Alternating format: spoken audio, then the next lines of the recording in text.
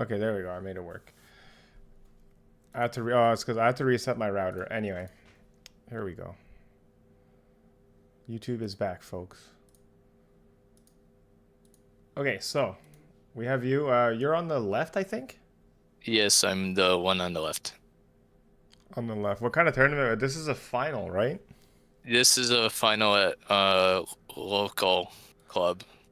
Rock. And first time in the final? Um, I think so. No, this second time, but I am unrated. That's all right. Unrated. And was there any any implications to this bout? Like if you got this, you got your A, whatever. This would have been my E bout. Everyone was E or U except for this guy who is a C. Okay. Uh, so how was your fan? So I guess how was your fencing going that day? Um, it, I mean, my style is like counterattacking. Like I'll move in and then have them like attack. I would do like parry four or counterattack. But it went like start of the first two Ds before it. I'd usually be losing by like 4 points as they'd find my rhythm and hit me as I'm coming in. But eventually I would play more aggressive and catch up. They were very tight. It was like 14-15. So there's a lot of like air on my side. Hmm. And this one, you'll see is he finds out how I move pretty early on and just kind of straight attacks me and I'll go for like my parry and my distance is wrong, so he'll just go through it. And yeah, that's kind of where I'm asking you for help. That's okay. And usually I find like bouts that I lost where I had a big lead, or a lot of times like if I went through a phase where I would always go up 4 or 5 points, and then I lose them. And generally that is because either A, I'm being too passive. From what you're saying, it sounds like you're not. Or B, like I'm being too obvious, or like I'm getting a few sneaky hits here and there, but I don't know how to actually develop my actions. I think it's a little bit of unsure on how to develop my plan in a bout, because there's usually I see a good opportunity and they'll go for it. Hmm. Anything to add on there, Sam? Yeah, I mean, I think I'm just curious to kind of how you start this bout because I know you mentioned the last two DEs were pretty close and you had to make comebacks, right? Yeah. And so really like first of all like two comebacks is like a huge mental load, right? So it's kind of like you know I'm interested in seeing how fresh you're going to come into this, right? And then Do you have also the other right you bouts? meant Yeah, I do. Okay. After this, we might watch them. Sorry, go ahead, Sam. Yeah, and then I know you mentioned that what made you come back in those other bouts was being a little bit more aggressive, and Yes. so really I'm kind of curious how you come out of the gate on this one, if it's more aggressive or not. Let's have a Okay. look. Let's look at the stallion here.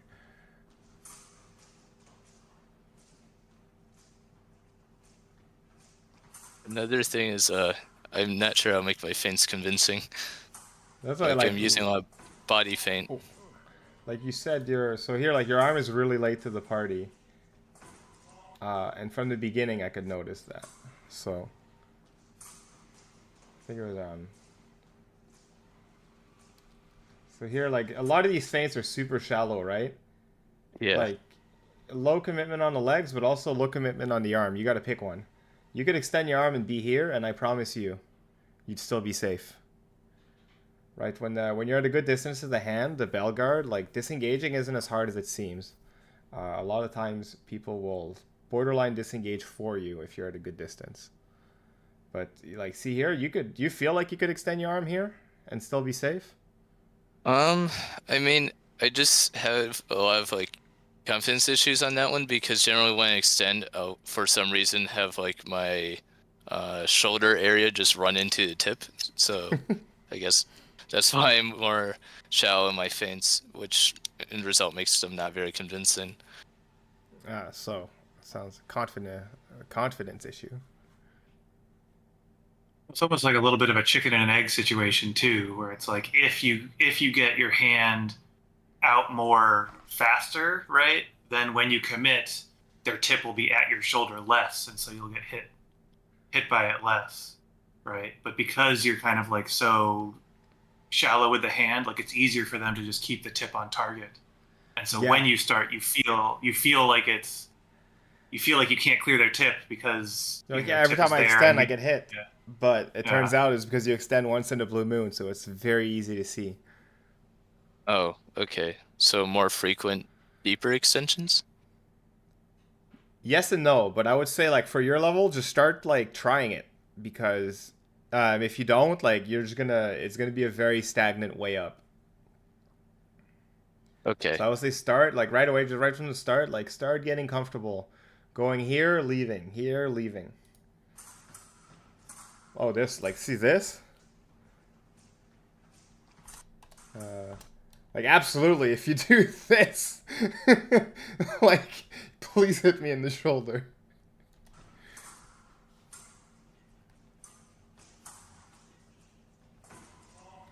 And let's see here, and it seems you're really scared of this guy like just swiping your blade. But if he's too busy looking for your blade, he's not busy looking to hit you. Huge opportunities, right? Good chance, right? He looks 8, you go up. Even if you don't hit, you're forcing something out of him. He'll have to take 6, or not, or just get hit. But you're very like you're kind of just waiting for that perfect moment. The perfect moment does not come. It's there for you. You have to get it.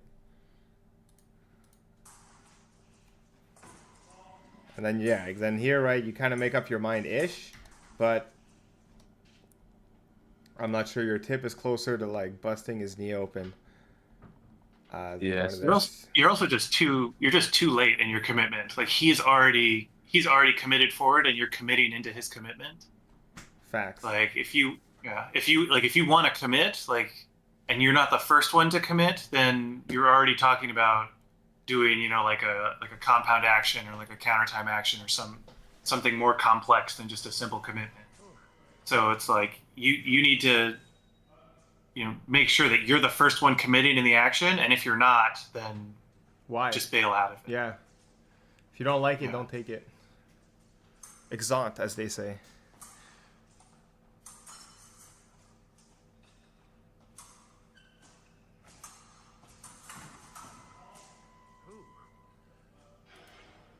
You hit the wall. No. Yeah? That's what they're seemingly saying. Yeah, you hit. Oh, okay. 1,000,000% hit the wall. Yeah, okay. Or you should like break the window, and you're like, no, I hit him.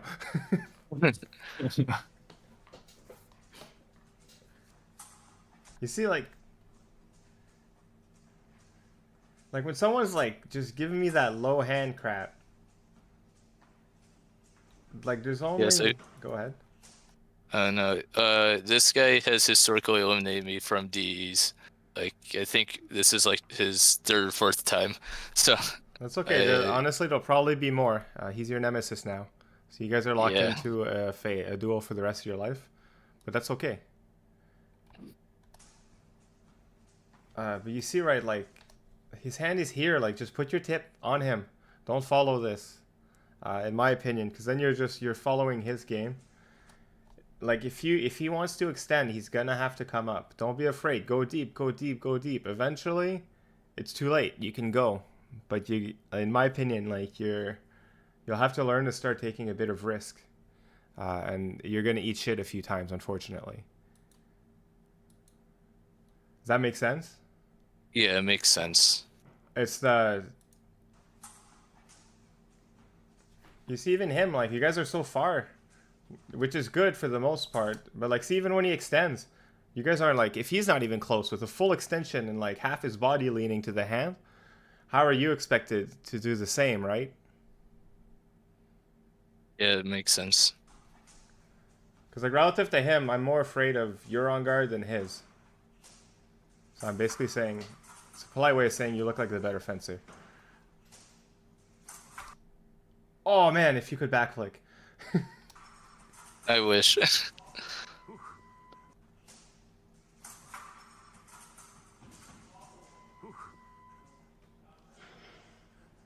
in another one, okay?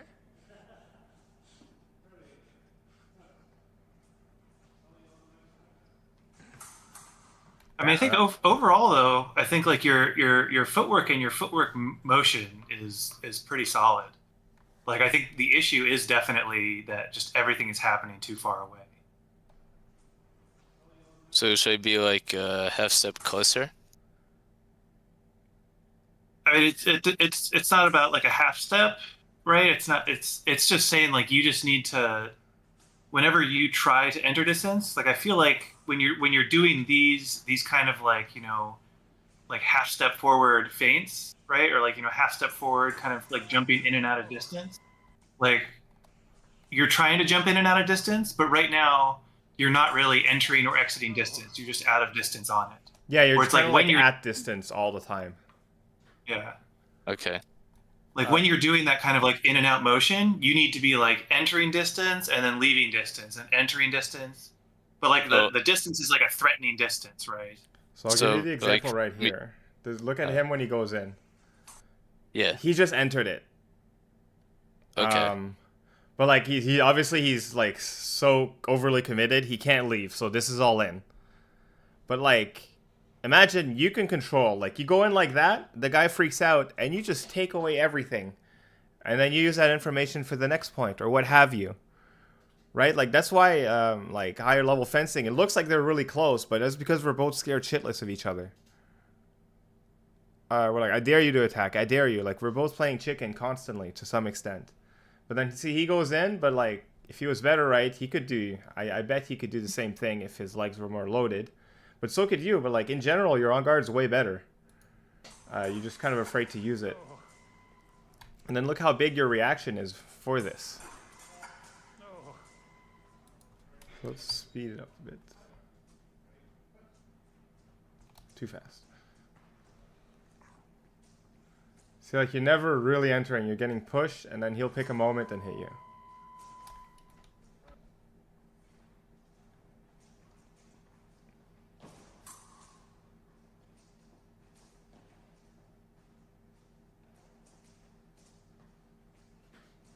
Can you send me a link of the bouts where you win? Yeah. Do you want like the last elimination? Yeah, whichever. Because I think here we're just we're gonna rinse, wash, repeat the same thing over Okay. and over. Yeah, it's gonna take me a little bit. Oh, you gotta upload it? Yeah. Okay, no worries. Hold on. Let's watch a bit more. Then go upload it, and then like so for this one, yeah, like for you, like specifically, like find out what like for I don't know about you, Sam, but like for me, like I know that like if I can hit the hand with an extension, I can probably follow through with a flesh, follow through with a lunge, or potentially hit the foot, and then I kind of pick my poison from there. Or Yeah, if I I go mean- in, I can probably get a parry if I'm ready. If I get a good step back, what have you. Yeah, I mean, I would agree that like the distance, like the distance to be threatening, right, is like your tip about 3/4 of the way down their blade, right? Because then you're basically like I can extend and hit them in the hand if they don't extend, and then it's all kind of about doing that kind of like in and out footwork, kind of jumping between that 1/4 of the way down their blade to 3/4 of the way down, and just working your way in there, and then constantly throwing shorter stuff until you see the opening to finish deep, right? But if you stay like tip to tip, like you have to enter like 2-3 advances depending on if they retreat or not to actually do like a committed attack in one tempo. Okay. Yeah, anyone on YouTube, we're still accepting. We're gonna go until Sam quits the Discord. Which Sam? We don't know. Yeah, so go get the other bout. We'll look at that, and then for now, right now, like distance unacceptable. Okay. You're banned. Okay, who's next? Oh, we got our homie, the guy who searches for video, the legend. Oh, he's in here So too. I had a question. I don't know if Yeah, now's go like ahead. a good time to ask. I don't know if you like remember me, but I used to fence for Canada, and I fenced you at a couple tournaments. What's your last name? Kravit, Kravit. I'm sorry, I don't remember you. Wow, that's so lame. Whatever. So What's the last basically, tournament I faced you at? a long time ago, probably like a Canadian national tournament, Okay. like maybe. But I'm American, and I just have citizenship. Where? Um, Anyway, go ahead. yeah. So my question is like basically like what resources like I'm like a decently, I guess you could say, not like accomplished fencer, but like I have like a top 16 Div 1 result. I have like a couple top 8 Yeah, it's pretty good. medals, and like it's like it's not like World Yeah, Cup or that's fine. anything crazy. But so I recently like started coaching just because like I didn't like college and I don't really know what I wanted to do like a couple years ago. And I wanted to know like what resources have you used, or if you have used any, to like get better at coaching versus fencing. Coaching?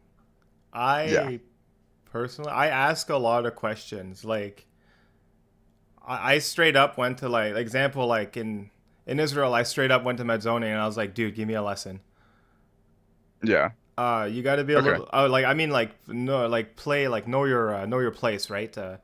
But just ask a lot of questions. Some people will be super shut down, and don't take it as like insult. It's just how people are.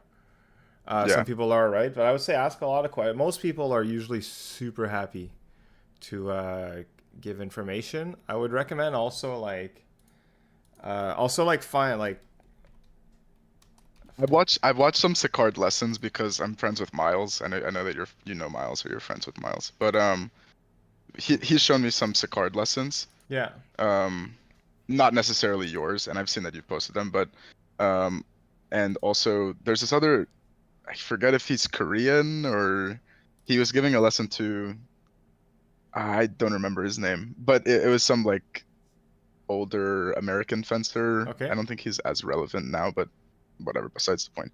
So I've been watching like some lessons, and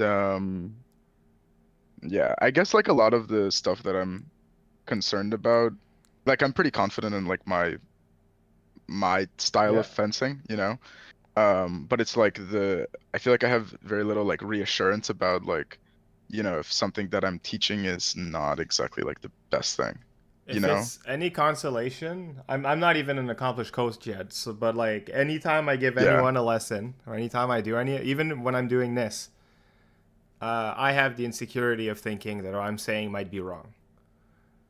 Yeah. There's always a chance, but in general, I know that what I'm saying is in the right direction. But like, yeah, ask questions and like if you give a lesson or like even during these conversations, I'm always asking like, does this make sense to you? Yeah. That at least That's the something I'll say emotion a lot goes through. also, by the way. That's like, I'll say something, or I'll say that a lot like to my students, I guess. Yeah, Like, so I said, I like it sounds like you're on the right path. Like there's a lot. If not, honestly, like just message a coach that you like and be like, "Yo, can I come to your club?" Like if you're comfortable doing that. Like Sicard, like I didn't even really have a YouTube yet, but I was like, dude, like when I'm in Paris, can I come hang out with you? And he's like, absolutely. yeah. I would say Okay. just make connections, ask people around, start small. Hell, start in Canada, right? If you're in Vancouver, I will absolutely help you. If you're wherever I'm Sam Larsen I'm is, in he I'm will in New not help York. you. I heard he's mean. Um, Oh, okay. All right, yeah, thank you. That pretty much but yeah, answers my ask questions. question. Everyone in general has been really nice. New York, like, can you go to like New York Athletic Club or something like that? Like, I don't know how picky they are. I've it's so my coach, I don't know if you know do you know Teddy Lombardo? Yeah, I feel like you should, but Alex, if you know Alex, he was my coach. But so I've like trained at like AC before, athletic yeah, club. I've trained at like FC before when I was younger, yeah. obviously. But I don't know. I feel like I don't have like the connection with the coach to just go and like ask them. You know what I mean? Like it's like Yeah, then like eventually, I don't know, just go somewhere where you feel welcome. To be honest, for me, yeah, if that's the vibe you're getting, personally, that's like if I give off that vibe, I've failed. That's my 2 cents. If that's the vibe I give off of my club, holy crap, have I failed. okay, Uh, but yeah, go find somewhere where even just come hang out here or whatever. Like send us lessons. We have the like granted my participation is on and off, but like put it in the put it here in that lesson thing, that lesson channel, and we'll tell you what we feel out of it. Okay, cool.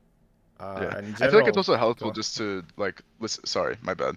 Continue. Oh yeah, but like, and then in general, like usually I watch most things that are posted here, so yeah, don't be afraid to post it or anything like that. Just go for it. Yeah.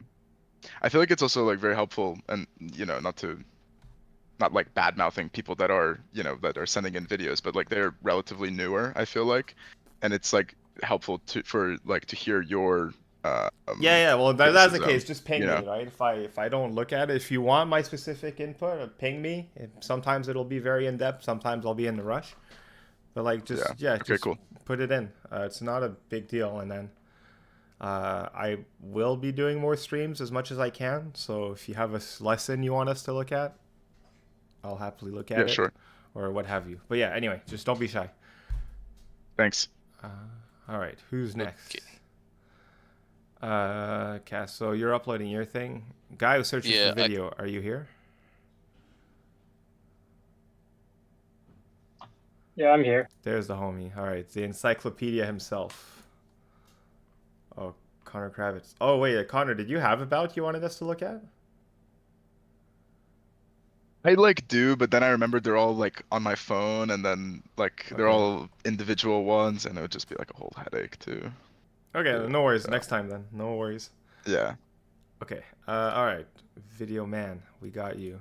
So, you went into your own archives for this one. Yeah. Not a big one though, unfortunately. Okay. So, where are you on here? Nah, I'm not the other guy. I'm the guy with the white PBT map.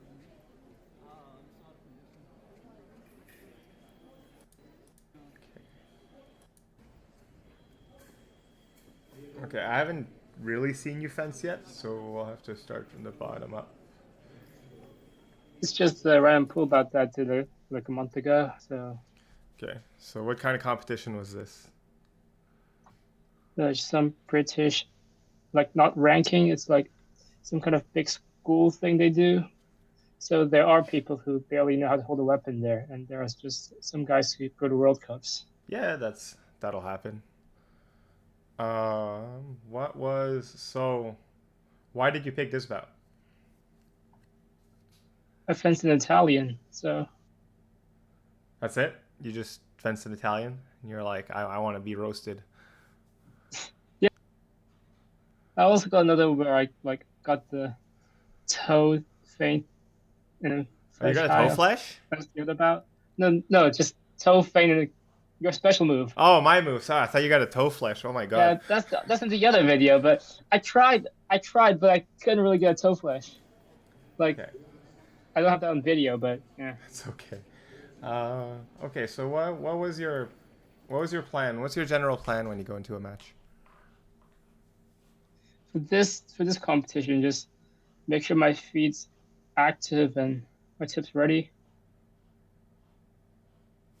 All right, simple start.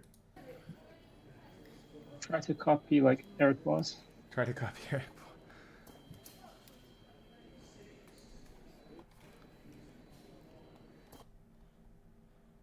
So right away, I would say your on guard at its base could be a little bit lower, because look how you have to engage your legs before. Look, see, like there's a clear engagement before you even try something.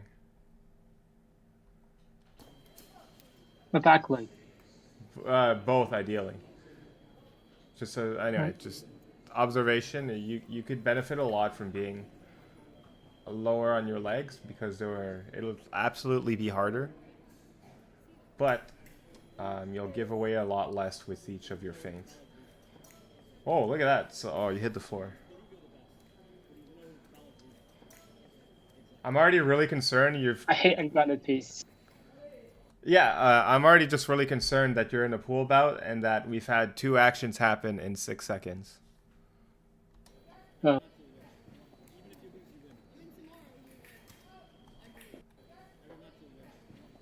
Do you end up winning or losing this bout? I won this. Okay.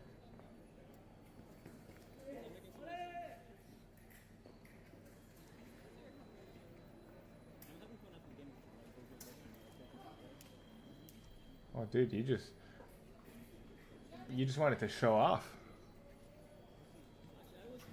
That's not showing off. If you wanted to see me showing off, you should see the other ones. The ones in Birmingham. So we got a backflip and then threw a 4-point lead and lost. Oh, I want to see that. Do you have it? Yeah, it's in the playlist. It should be like. Oh, okay. Yeah. I'm gonna go to this. This one, like, all I can say is like you're beating someone who you're kind of better than. Your hits are a little bit rushed. Oh. And then, like, I haven't seen you do any real setup. So, like, basically you're going on super committed actions and you're getting them because you're a little bit better than this guy. So it's kind of like you're getting positive reinforcements from things that are, oh my god, now you're rushing. You're just, actually, never mind. Let the roast commence. And now you're just eating at everything this guy's doing. Go ahead, Sam.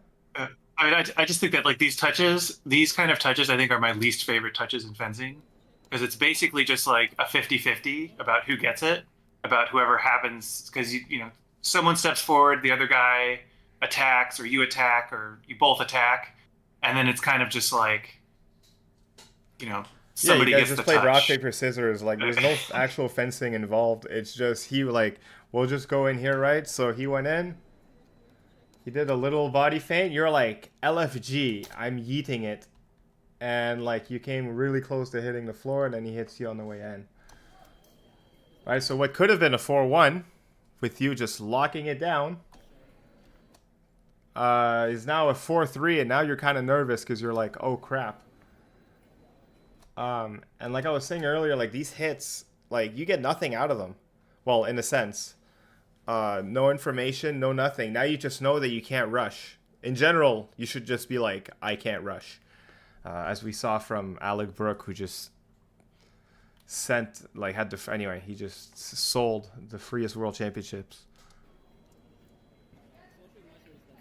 Is the ref not? Isn't it supposed to be 4-3? It was a floor touch. Oh, He hit the okay. floor before the. I see. So yeah, that was a lucky floor touch.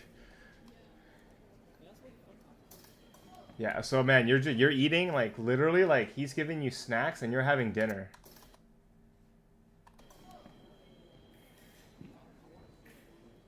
Is it like it's not bad fencing, but is it great fencing? It's eh.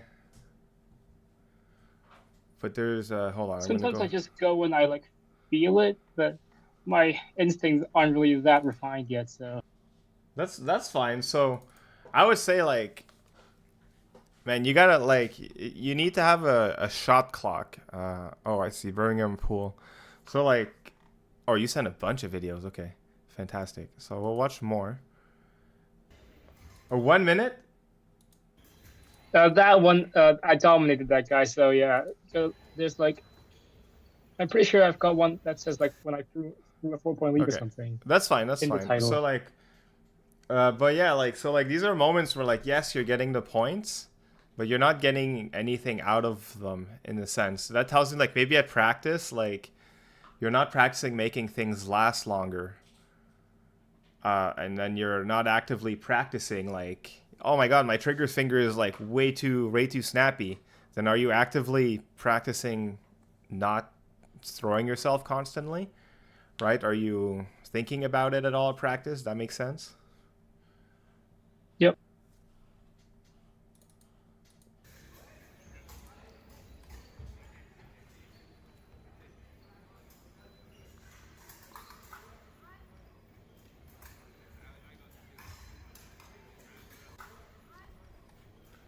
Honestly, like even this hit is fine because it happened like you had the restraint and it was relatively safe.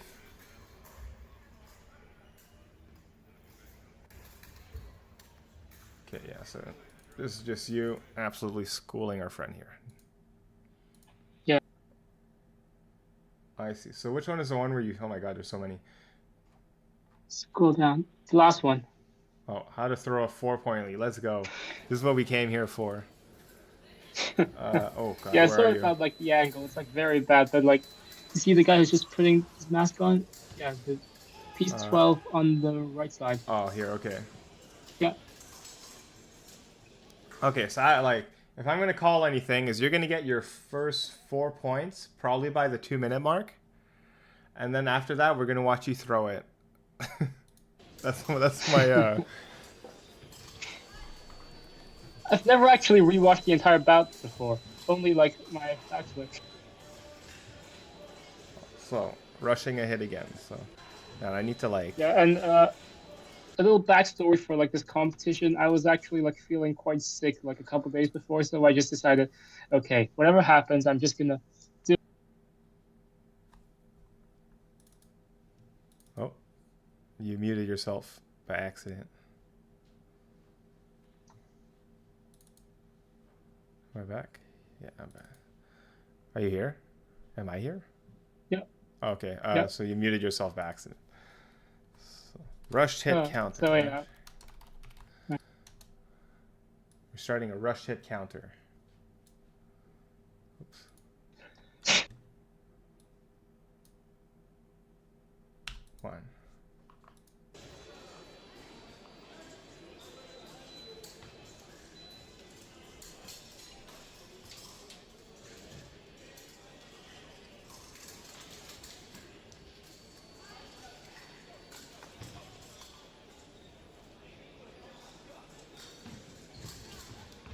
Now it looks like real fencing.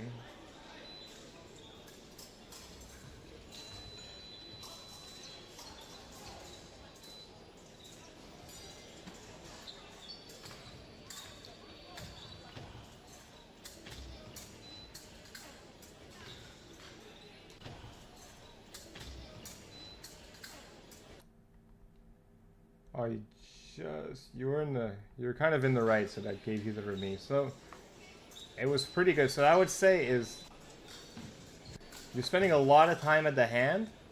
And here you got the info you want. You saw the 6, which I think is what triggered you later on.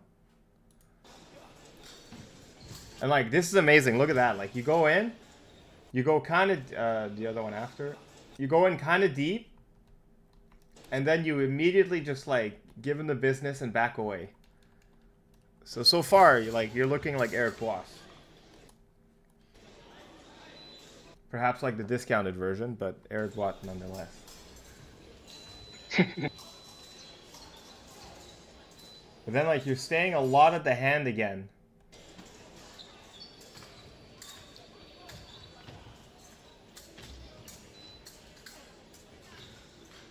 And you see how like you started off a little too shallow.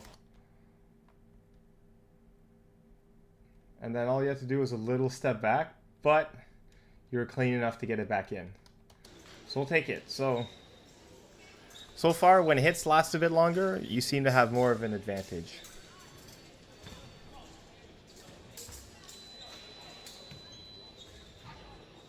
So I really just my, gotta my restrain first estimation myself. was really bad, so I'll take the L on that.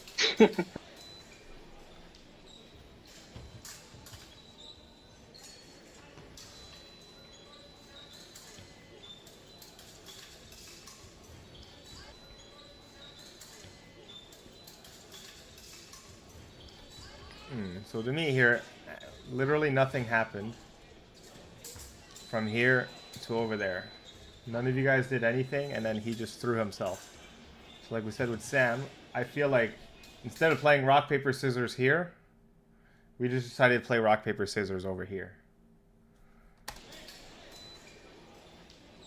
Also, oh, this was a 15 hit bout, I see. For some reason I thought it was a pool bout.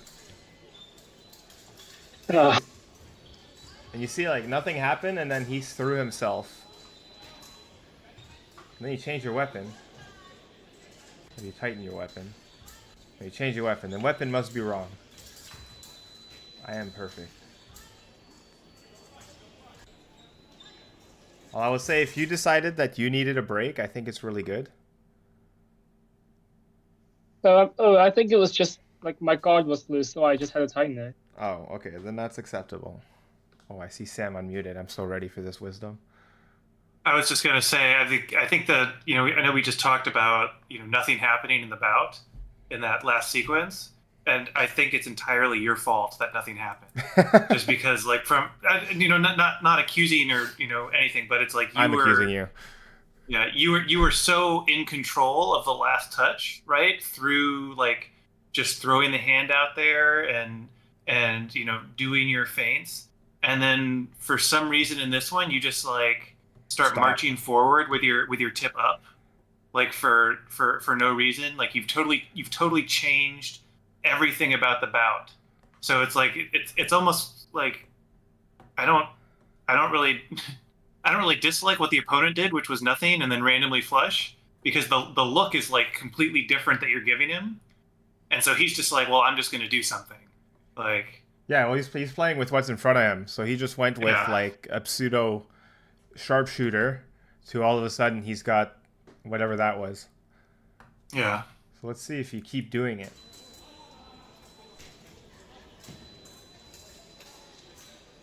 Yeah, now you're like oh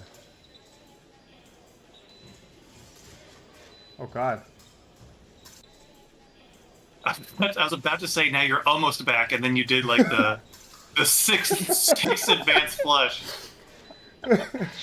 That's too far away. Way too far, but like why? You have a brain fart issue.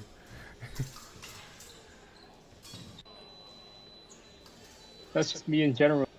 That's okay, but like depending I don't know what your goal is with fencing, but depending what it is, like that is a massive issue that you'll have to kind of start controlling.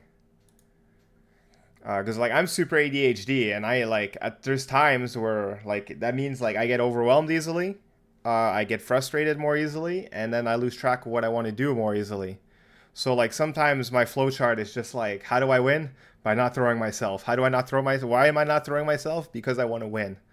Like it's just as stupid as that sometimes, but that's what you got to do. So like depending on your goals, like this will be like a huge key to improving, like to the kind of like to like if you feel yourself plateauing, I have a huge like a suspicion that this is what's going to help you hop over it. Got it. It's by no means like, oh my god, you're back to being a wily coyote. You get a 4-point lead in this bout? Later in the bout.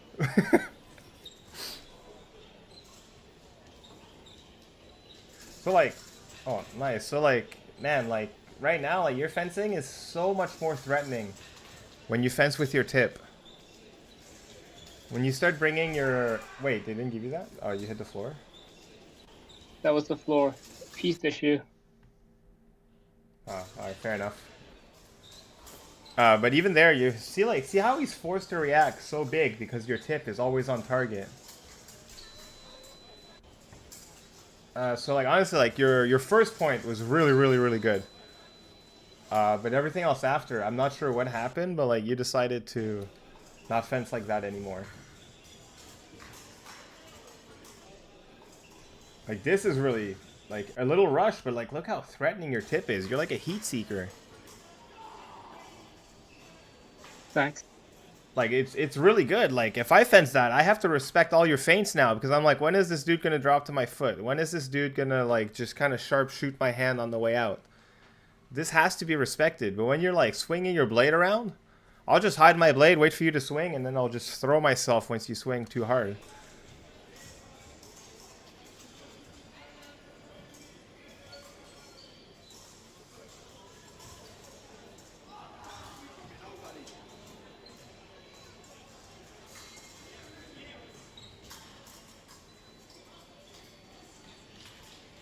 How long ago was this? Don't rush. 3 weeks. I mean, I think this too, though, is kind of like one of the reasons you're rushing is like you see like you're doing like a very deep half step extension, and he's going backwards, and then you're still recovering backwards, and then trying to re-enter. Like there's no reason after you do like a preparation from out of distance, and then they step back, that you shouldn't just like Just at leave least it. recover forward.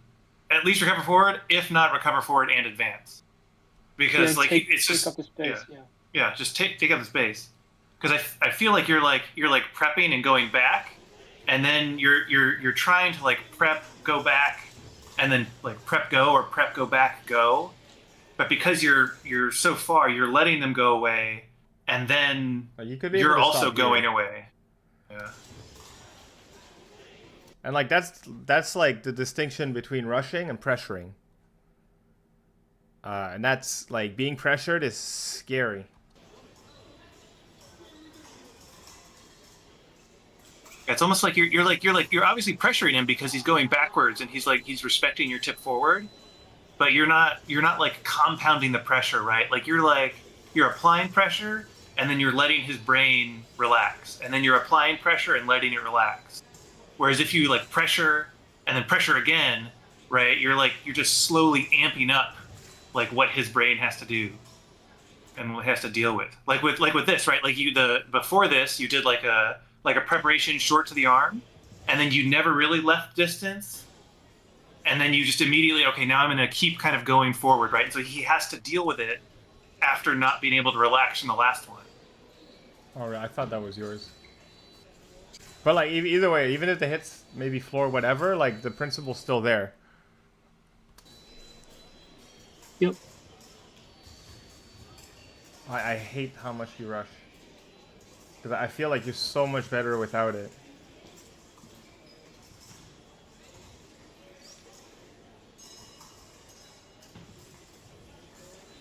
Oh no, this does not look good. Oh hey, I'm not rushing. Yeah, I am. Never mind. You're not rushing. Don't Yeah, worry. sometimes I feel like when my opponent's parries are like too good for me to disengage to, because I disengage are shit, I just withdraw a pull. But this guy's parry is not good. You're just attacking from like the next state over. When I was fencing him, I felt like it was pretty fast, so I I couldn't don't think really it's fast. Look how disengage. far this is. Like, we're gonna count from the moment you enter. So we're almost at 10 frames. Or look at that. Like, just from this distance alone, he has time to see you coming. With the step back, another step back. So he had time to do 2 steps back and parry, but it was a little off and you managed to get it. So I think you have you have like a really weird commitment issue, or you're overestimating your opponent. Because I feel like you're reading him relatively well. Oh, look at you. And look at you with reflexes like that. You can, oh my god, that was sick. Just watch it again one more time for the boys. Right, with reflexes like that, you can totally rely on that as you pressure and leave, right? You pressure, leave. And then you know that if you get attacked, you've got the point control to get that hand hit and that sick parry repose behind it. Oh man, you're Yeah, at the end, I really should have just tried to set that one up instead of forcing actions, because I could have drawn him in and just flicked his back like 4 more times, and I could have just won the entire thing. The entire battle, I mean.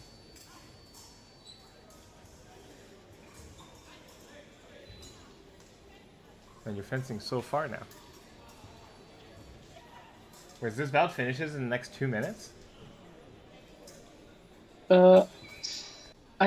I'm pretty sure I went through both breaks, but since my mom recorded this one, I think she might have thought it was over by the second break. And didn't. I'll see if I can recover the rest of the footage. So again, like here is still way too far. You go in, why does he need to react here? Your tip is around here. At most he's on your hand. You're on his hand. So he doesn't even have to react here, and he still kind of does, but he takes a step back, and now your real one comes out. Your strike at distance, as it were.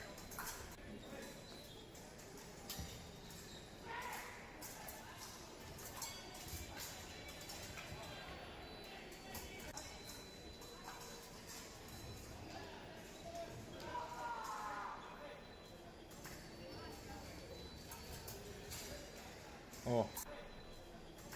So now we got a dude with his tip on our face. And we give him a nice flick. So you deserve that one, good sir. Shouldn't have watched too much Heinz or Antonio Roll the night before. Honestly, I wouldn't even mind if you did this, if you were further, if you like got a bit closer, because so it really sounds what I've gathered from these few bouts are like if you let points last, you get really scared because you don't know how to enter the distance. The only time the distance is where you want it to be is kind of like in that first 10 seconds. So that forces you to rush. That's where you get the positive feedback. But otherwise, you're not sure where to find your hits yet. How old are you? 17. Okay, just to know where you're at, like, right. So you're still a young lad. It's nothing wrong, but like, you don't quite know where you're finding your hits, and that's causing W's in the shot. bruh. Yeah, so you don't know where your distance is at quite yet. Like, let points last longer. I think you're way more scary when you focus more on your tip. Your big actions, I'm not a big fan. They're not your thing. For now, anyway. They might be later on. But, like, leave them for when they just come at you. Wait, did I mention about how I was sick a couple of days before, like for a couple of days before this competition? What's that? Yeah, you said you're a little bit sick, which is fine. But Oh yeah, so I just asked to go for the cool hits. So I wasn't really going for like too much of a results oriented for this one. But now that I look back, I could have won this bet if I just tried to draw him in for the backflip. Because my last few but points like were basically just so you literally had all sick hits. But now all I'm hearing, personally, what I'm hearing is a copium angle. I didn't. Need yeah, to I know. win. That's how I feel when I think back at how I approached this entire thing, and so I just tried to force that drawer pull flush at the end. So and It, just got hit. So. it happens. It's just like for me, yeah, it's like that being. Oh, I was sick a couple days before. Then like that to me, that's a coping. You gave yourself a reason before you even started the reason as to why you might lose. Yeah, that's not really something I should have done on my part. No, I mean it's not a bad thing. Like, and I might be wrong too, but that's what I'm hearing. But like, honestly, for me, the first time I heard that, someone told it to me kind of like dead ass like that. I was like, oh shit. And then the next time I changed, right? So it's not like necessarily an insult. It's just something to think about. Yeah, I mean, yeah, when I look back at it right now, that's definitely how I feel about it. But back then, it was a different story. So yeah. Of course, like when we evolve, right? And that's part of the reason I was never too afraid of putting my bouts on YouTube to some extent. Because I know that as a person, I evolve a lot. And we're not the same from tournament to tournament for the most part. So yeah, absolutely. So yeah, keep grinding. Please keep digging videos for us.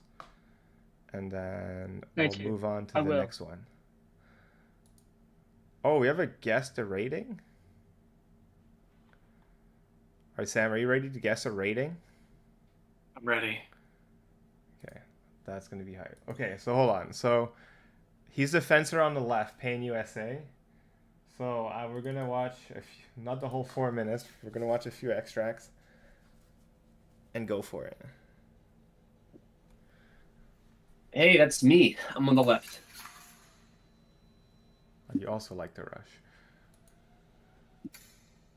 So actually, is this a practice match?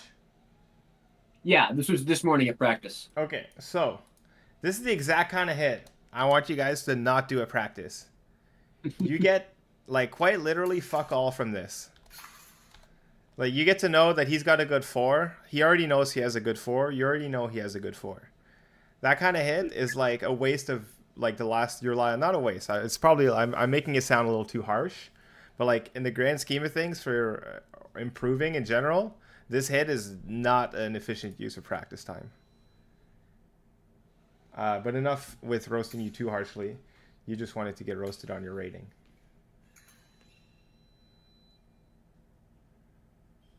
Okay.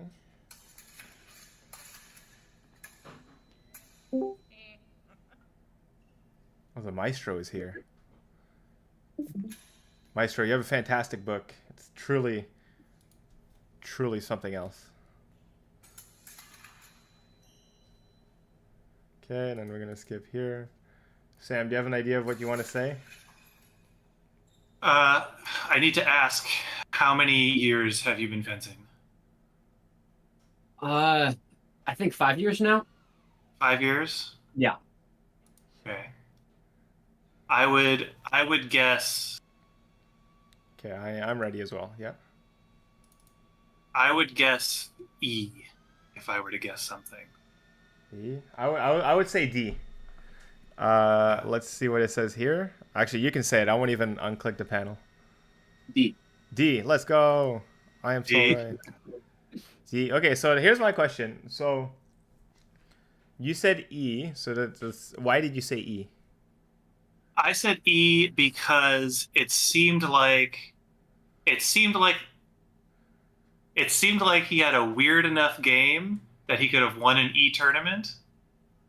Where he's got a couple good actions. He's got a couple kind of wonky closes.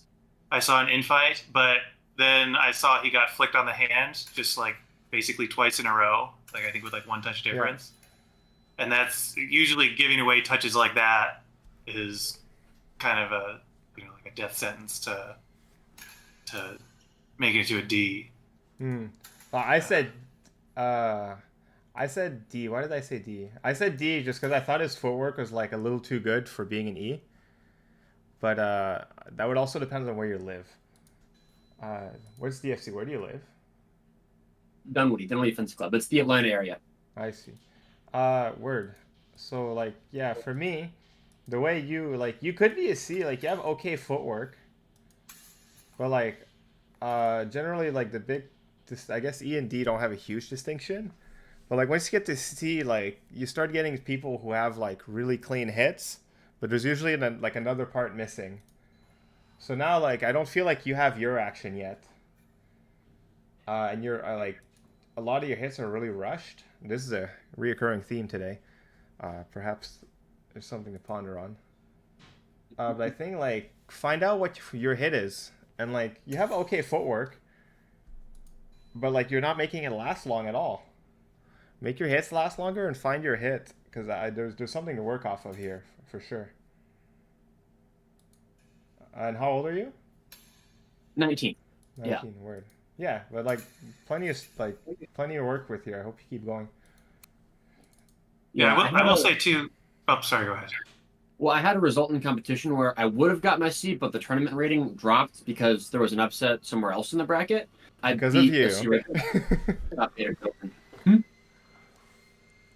What? Was it you who pulled the upset?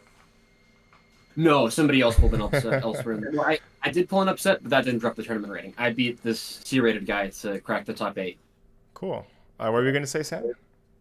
I was just going to say, kind of in tandem what you said, like find your touch. I think that like one thing that I just found missing from this series, it's obviously a very limited series, but there was no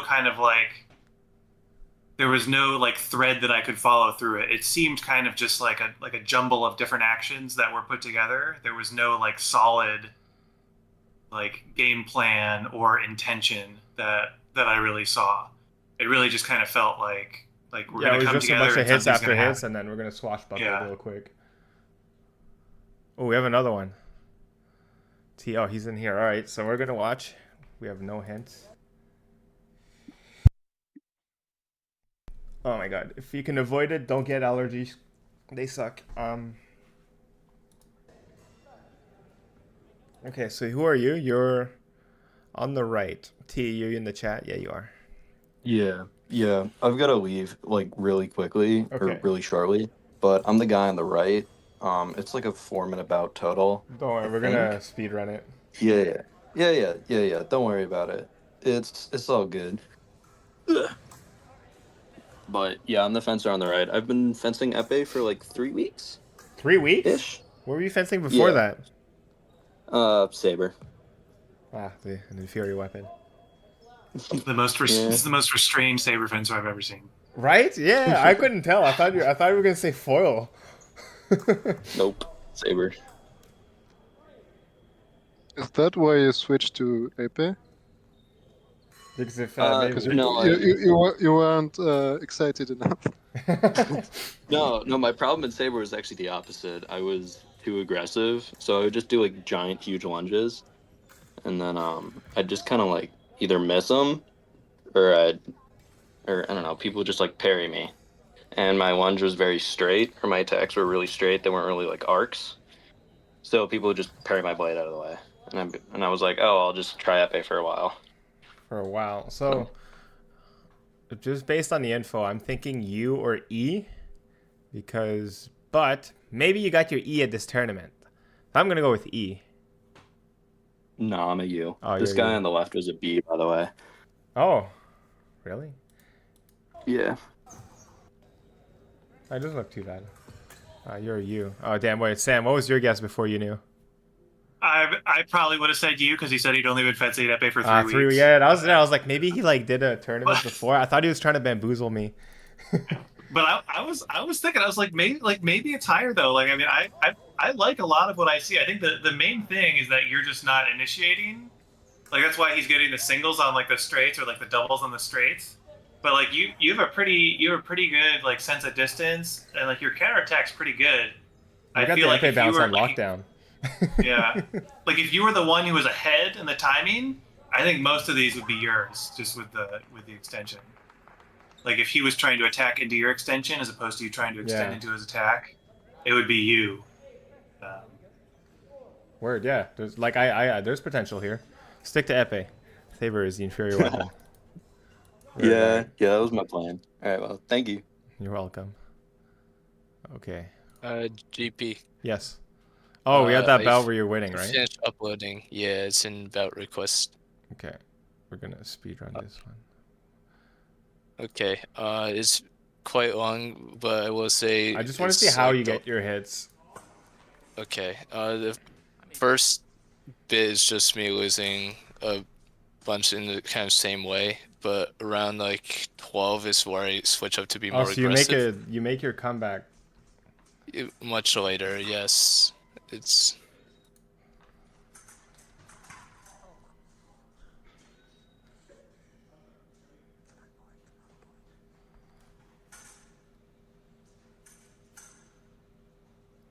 So he's just standing there menacingly. But like that's. So what's that been telling? What the story I'm getting is you're not being aggressive until you have to. Yes. Right? So you were down, so you're like, now I must send it. Yeah, that's usually how my bouts are. How do you shift that mentality? I guess I just have to start being aggressive from the beginning. Yeah, exactly. Like you got to start taking those risks earlier. Like make sure your practice is more, like practice with more intent. Intent. Yeah, intent. That's the right word. I can English. Look at that, and then like you can find the timings. Oh, that was a double. Darn.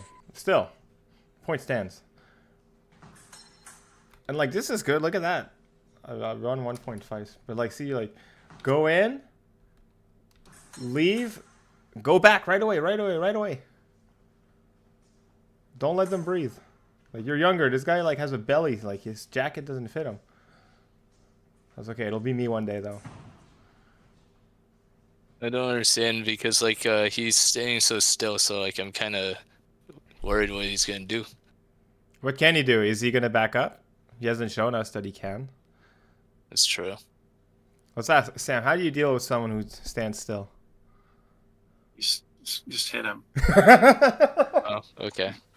Yeah, No, right, they just stand there, right? So you get to take pot shots left, right, and center without worrying about the retaliation ever.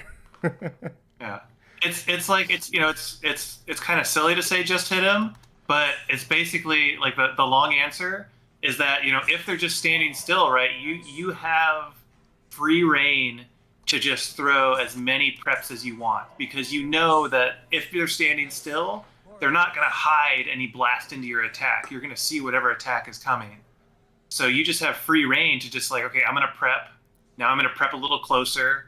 Now I'm going to prep a little closer. And eventually you get to the point, it's like, okay, I'm going to prep closer. And if you don't do anything, I'm literally just going to extend my arm and hit you. Right? Yeah.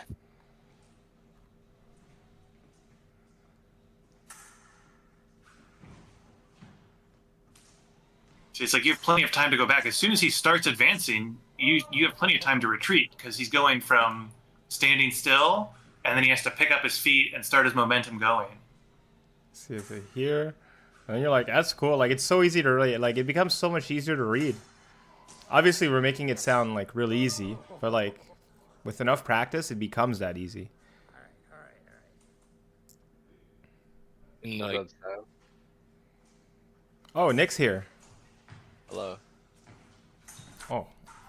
I just thought I'd say hi. I don't think I've seen you since I left. No, well, yeah. Well, I wrecked my ankle at Ninja Warrior. So I quite literally can't fence. Oh, Nick, you wanna roast someone with us? You're allowed to say no if you're busy. What is this? Oh my god, this guy loves you. We're watching People's Fencing Bout. Sam Larsen's here too. Oh, hello. What's up? Hey, Nick. Where you been? Well, for those who don't know, Nick qualified for the Olympics, so we quite literally have an Olympian in the chat. Hello.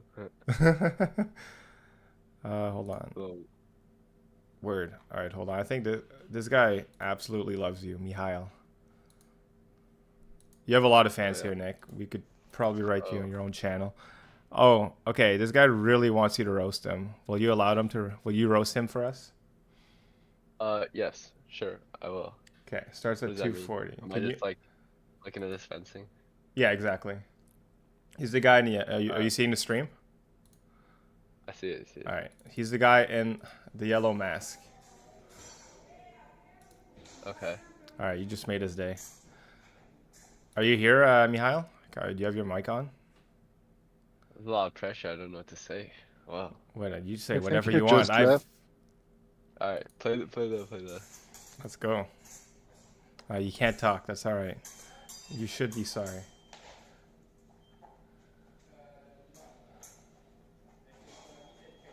Was this a practice bout or like a tournament bout?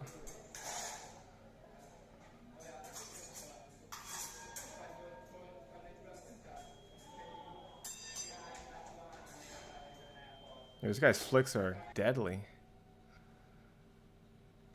Or not. I like the way you're moving. Pretty good already. I think. Oh. A little bit out of distance. Too far. I think he said Garozzo is his coach.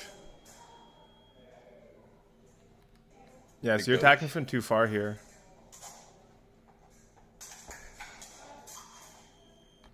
They see, like, you had the right intention. Right, you start off, you know you want, like, to beat the one parry, but you kind of guessed.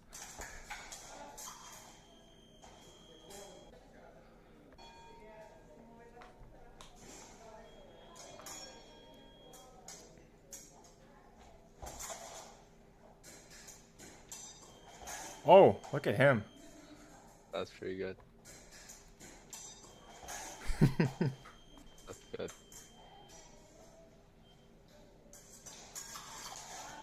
That's also good. Yo, this guy's sick.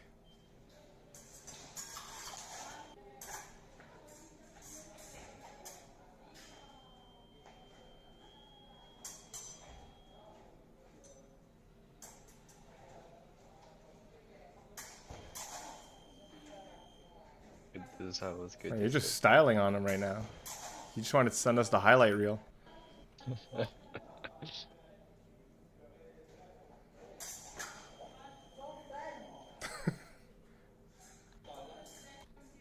Okay.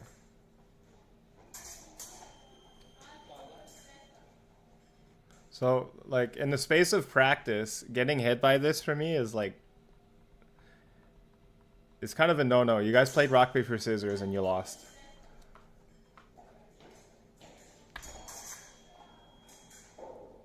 All right, we'll give one more hit and then we'll give Nick his day back.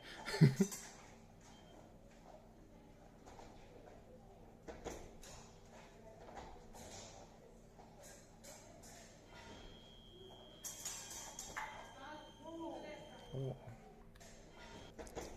So.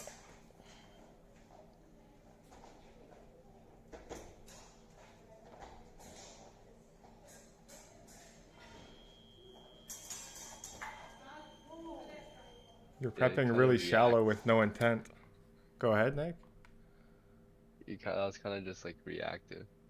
Too You just kinda, reactive, like, sir. Oh, hold on, I gotta turn Nick up so we can hear him. All right, go ahead. You're just reacting to what he was doing, and then you just extend your arm, try to like, you can't just extend your arm and hope that your light will go on. You gotta make your action, you know. There we go. We got wisdom. There you go. Alright, I'm Thanks. glad. I hope. Thanks for I saw hopping in, man. I'll see you later. I think I'm going to the club on Monday. Okay, I definitely will not be there, but Oh wait, maybe some. oh, maybe. Well, anyway, take your time. I'll see you when I see you. See you. Bye, bye. All right, look at that. That's what happens when you hop on stream. You get roasted by Nick. So let's keep watching the bout.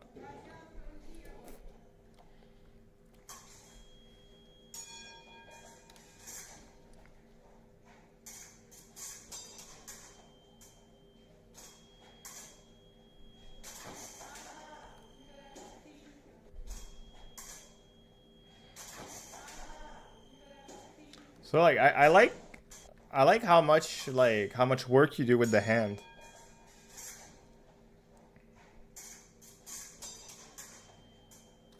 And like this is a really good example, like at a good distance. Like this is not that dangerous. You just try, and then you could still like try something else. So for anyone watching, like okay, this is now we're kind of entering dangerous territory. But he doesn't quite punish you. But then you're right away like, look how fast you're able to get up. Like if you do things at a good distance, you're just right back out.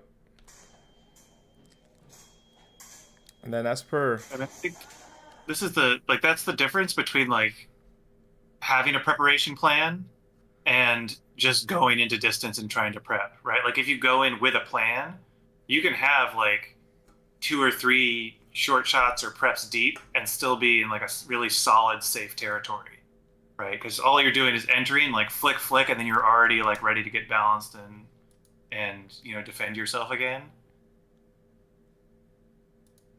Right, all right, he's not in chat. Yeah, like it's, I don't know, I like your fencing a lot in general. Is your last name Slave?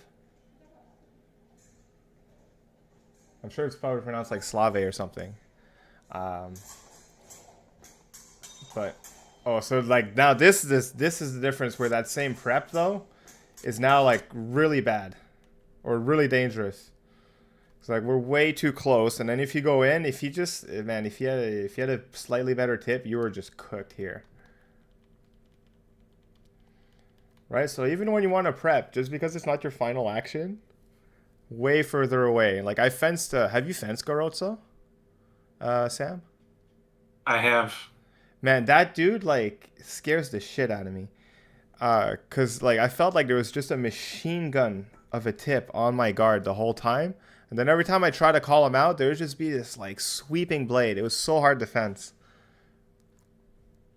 I don't know if you felt the same like that against you, but for me, like he was shutting down like any attempt to actually like just prep anything, and he did it all with like super high tip pressure.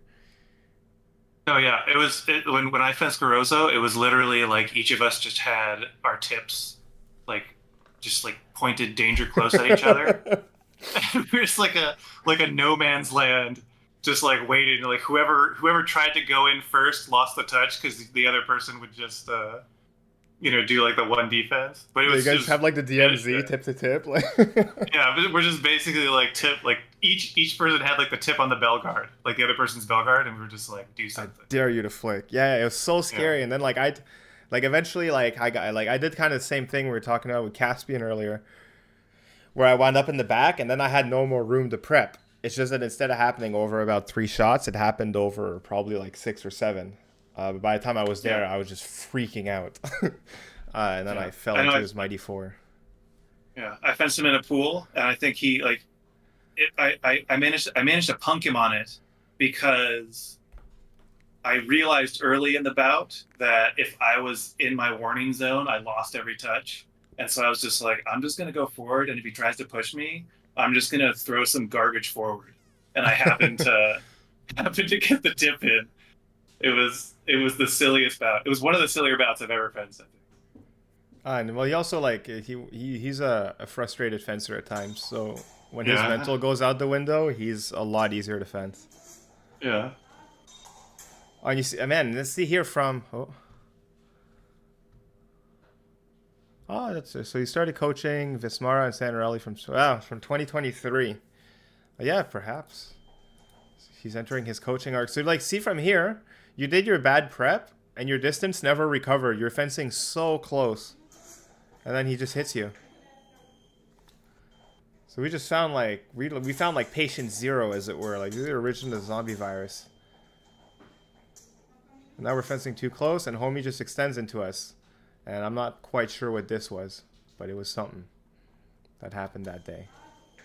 I mean, it looks to me like I actually don't dislike the distance that close. Like I think it's not that bad as long as you're not doing like a too deep preparation or like a half commitment. Like I think the issue here is that you start to do the action. I think you're trying to flick either the inside of the hand or the chest, and then as soon as you start it, he comes forward, and you kind of almost like you don't commit. You bail out. You try to bail out of the action, which is just I feel like if you just commit to the flick here, you get a double. Worst case. Yeah, it's like a single or a double. Yeah, I actually had stroke case. I can concede here. I can see your point, your POV as well. But if you're here though, just everything becomes like pure hand. I think. It's like you have to like prep to the same. You have to prep to the same depth on your opponent. Like so, if you're further away, you can prep deeper because you're trying to prep. Yeah. To their bell guard.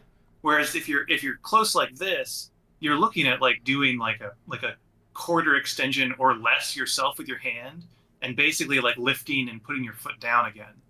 Like if you try to prep deep, that's where you get in trouble like this, where they can just try to like blast in, like attack on prep. Yeah.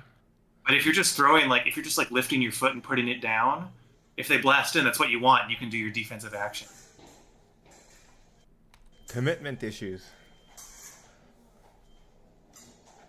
Oh, this is dangerous, these step-ups here.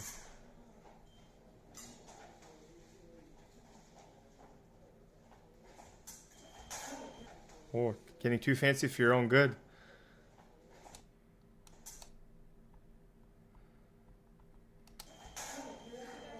So we can look at it too. So the way I guess, so we're both seeing it differently, which is kind of cool.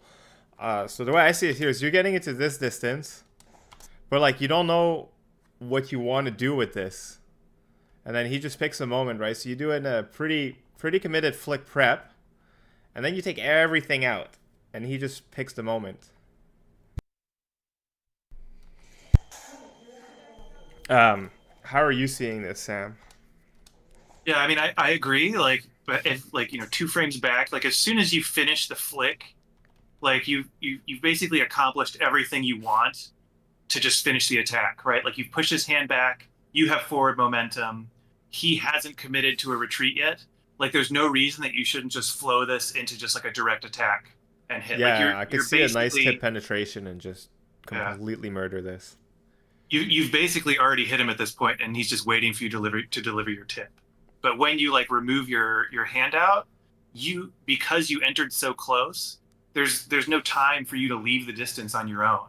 Like you just yield all of you yield all the initiative and just put yourself in a position where now you're waiting for him to hit you, right? Which he just like immediately does. He just attacks into the recovery because you're too close. Even if you tried to retreat, I bet he would have hit you on it. Oh, this is brain fart.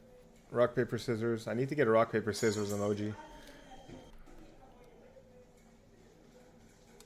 Like if you're prepping in this kind of timing, man, like fuck around and find out.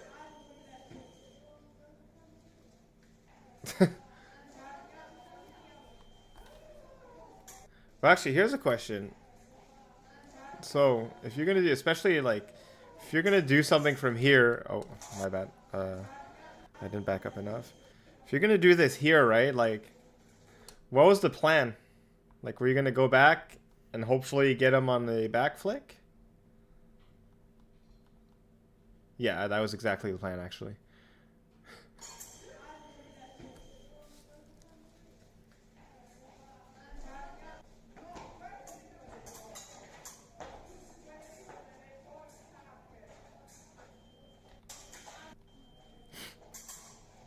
Man, the tables have turned.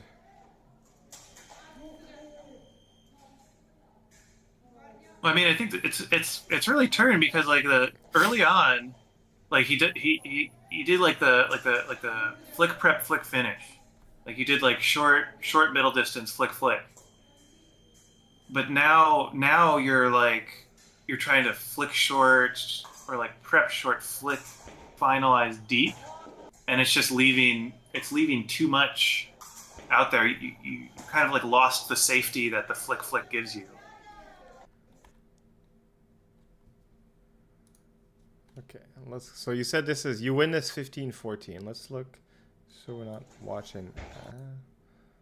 So let's go to where it gets, let's go to the meat and potatoes. Was it 12-12? Oh, perfect. Okay, we get it all. Oh, actually, this is exactly what he's talking. This is good. I like this double a lot. Boom, flick, and then like boom, boom. That was... Yeah, just immediate. You made your choice. Like immediate tip on the target, yeah.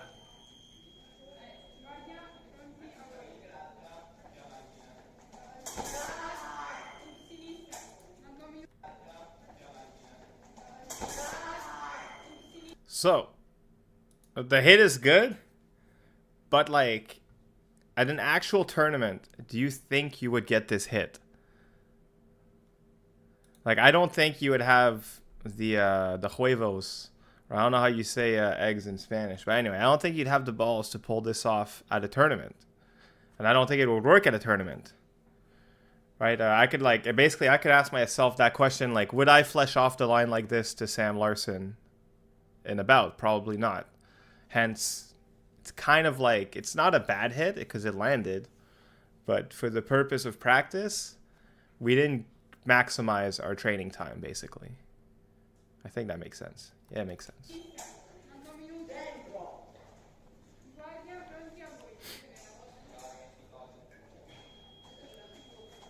You have a very nice touch. All your touches are nice, dude.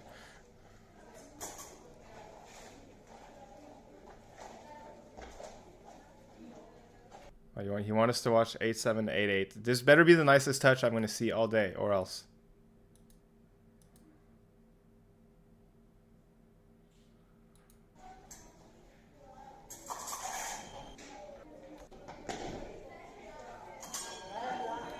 That was actually really good. And this is that tip pressure we were talking about earlier. Where like you just go forward and you have your tip on the guy's hand, and as soon as they move too much, you just get free real estate. You guys go to forward. This is a banger. So back to the meat and potatoes.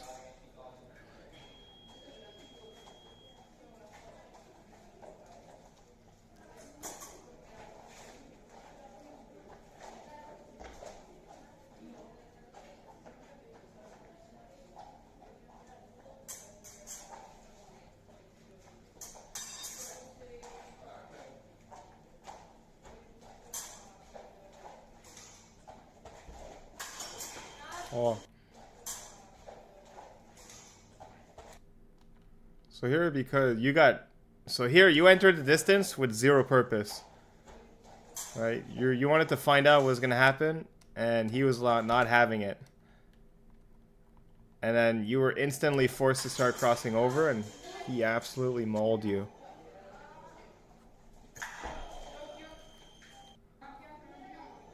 Risky flush.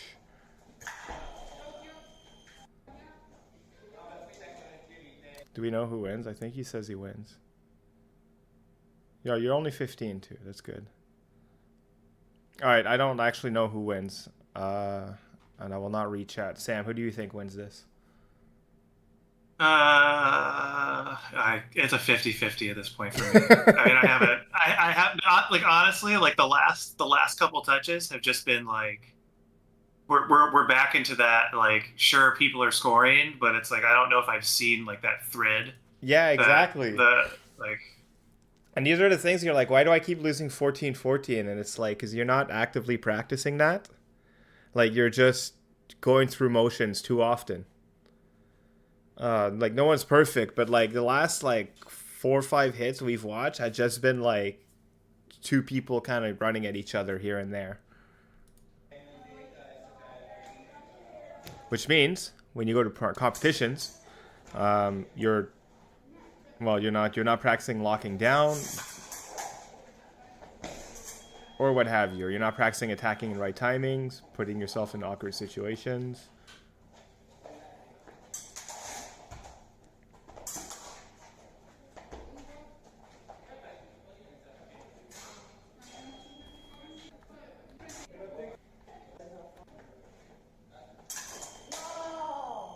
I was lucky. Yeah. If his tip was a bit sharper, that was a double. So yeah, like from both of you, there's like, oh, nice hug. From both of you, like, there's good actions, but there's no like setup, is what I'm seeing.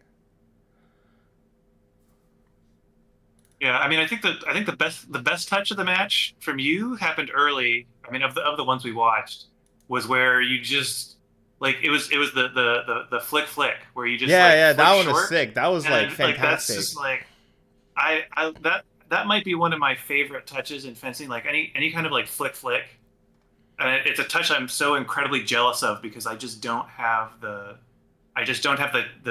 either like the timing or the tip control to keep the second flick like on target. Like, but it's just so deadly. Like I see so many people do it where you just like you do like the first flick preparation and then you just immediately have your tip like back into the target when they try to come into it. Okay. So I've got are you good for like another half hour? I'm good, yeah. Okay. So, yeah, we got a few bouts. So, Payne, are you still here? Payne USA?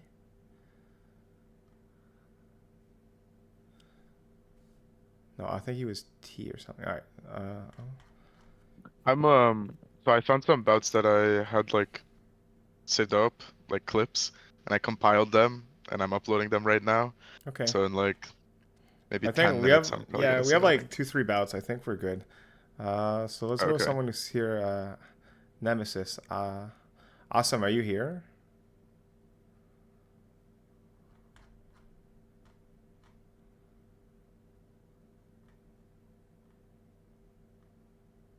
Everyone's gone. No. I have a video. Oh, who is that? It's, Oh, the maestro. yeah, it's me, Nick. I don't know if I'm ready to roast the maestro. I don't know if I'm allowed to. I posted a link. I don't know if I'm ready. Caspian. Oh, Payne's here. Okay, so yeah, we'll watch Payne and the maestro's bouts. Oh, you posted a link there. Okay, so we'll do Payne and then Nick. Payne, it's just such a cool last name. Thank you. It's like I'm gonna bring on the Payne anyway. So you're this guy. Yep, I'm on the right. And this was that same one I mentioned earlier where I beat this guy and the guy on the left is C-rated here. Okay, this is a 5-minute. This lasts 5 So this minutes. isn't the whole thing. This is only like the first part of it. The guy I asked to film it kind of stopped filming in the middle of the bout, so we don't get to see the end. Okay, so let's go off. So let's start off here. So your French grip, well done. Yep. A true warrior. So you're fencing a lefty with a French grip. You seem a little taller, but I think you're just standing higher. So what was your plan? What was your general idea? So, I had fenced this guy before at the previous tournament, and I beat him 5-4 in pools. And I knew he wanted the flesh, and he wanted the 8-take flesh. And so my plan was I was going to feint really hard to get him to take 8 in this really big 8, and then I was either going to disengage and hit, or I was going to hit him with just a straight counter on the flesh. Okay, right away. That's a lot of information. So it feels like a really big flow chart. So you so you wanted to go for his hand, and if you get an 8, you're gonna disengage and hit him, and if not, you're just gonna hit him on the hand. Yeah, so the thought was either I was going to hit him on the hand, or I was going to feint, draw out the 8 parry, disengage, hit him on the hand or arm. Okay, so let's see.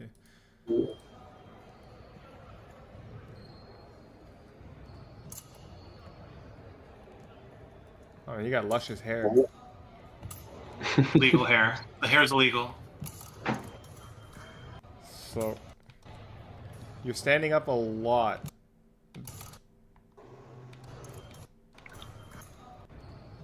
So hold on. So you're standing up a lot. Like the base on guard, acceptable. I'm okay with it. This is so this is something. These kind of recoveries are brutal. So I'm just gonna recommendation, like lock out your knee, like unlock your knee and let yourself roll out into, because now you're still at a half on guard. This is so dangerous. If he decides to yeet here, you're in a bit of trouble, and now you have to do kind of a cheater recovery. Right. Hand feint.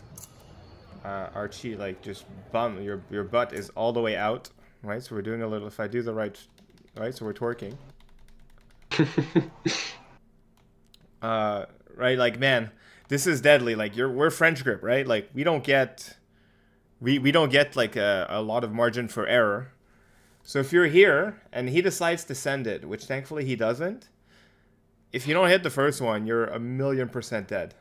You're even jumping and into it, like on that first counter here. And if I miss that, it's his. Exactly.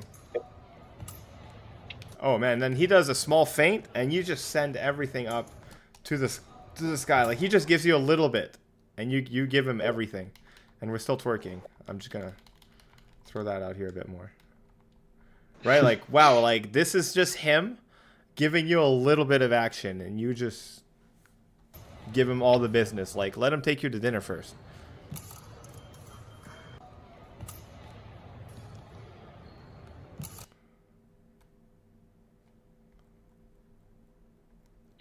Very far. Honestly, if you're a little bit closer, but then we're overthinking. But you've got, like, you're pretty sneaky with your tip, so acceptable. Have you? I would recommend get used to fencing with your hair tie. Anyway, depending on how high you want to go, some tournaments will start calling you out. Yeah, usually I put it in a bun. This was the exception. So this feint, I kind of like it. All right, you come back and you're more or less on guard, and you're like at a good spot to threaten. You could be even more bold and like get your tip more down. Good double. Okay, so this, you might not be doing it on purpose, but this is something for me anyway, really useful with French grip. Controlling people's attention. Right now your tip is up. Where is he gonna probably go look for your blade? Good chance it's gonna be up. And like we guessed, it's up. And then you kind of don't retreat, but like you can control his attention. And then there's a moment here, if you were to look 6, you have free pot shots at the hand. So anyway, it's kind of a lot of info to dump on you all at once. But where your tip is, can really control someone's attention. I find that especially when I fence lefties too, the really high tip on the outside can draw a lot of their eyeballs, even more so than when I fence righties. Lefties love the 6. Whoa, that was a sick lunge. I think they saw it in the next state over. Like, look at that. Man, when your distance is on point. Like, and this is what we were talking about earlier with Sam. Like, if you're about an extension away or so from the hand, you're able to get to that nice... Like, look, he's standing still. He goes for the parry, but you're at the right distance. Your tip sneaks in. It's too late from here. So this is, honestly, like, this is a sick hit. But now the goal would be how can I get to here where everybody thinks I'm going to lunge, right? There's going to be moments in your fencing. You got to get here, and the dude thinks you're going to lunge. When you're able to leave this, and like kind of, you know, like you're edging them the whole time. Hopefully there's not too many kids watching. And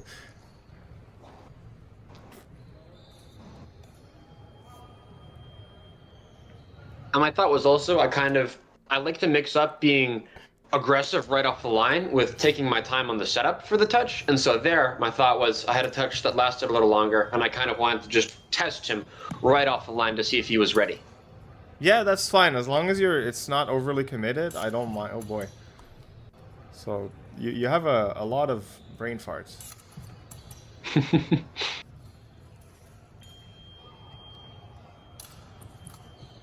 What is that?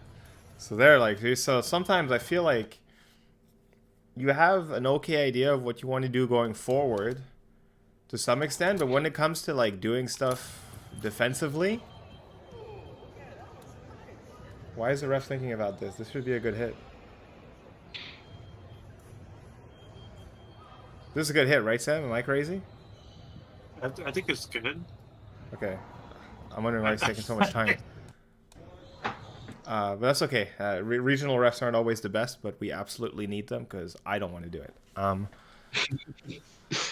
I think this touch that just happened throws up some red flags to me, just because, like, from what your bout plan was, like, this is literally what you wanted. Like, he attacked you and searched 8, and you counterattacked, and he hit you. Yep. Like, And I missed. Facts. Yeah. So what's your counterpoint, Payne? Nothing. That's right. I think later on in the bout, and in this part, sadly, I didn't get a video for, but the final score was like 15-13. We went into the last period. I was up by 1, like 14-13. And the last touch, I think I was able to execute the idea better than I have here.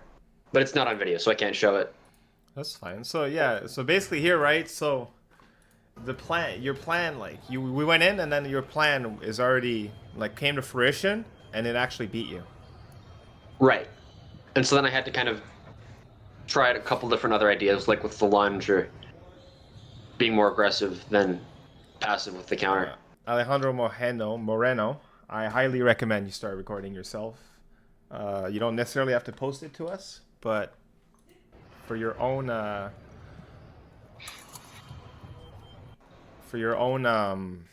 like just your own analysis, it's a good idea.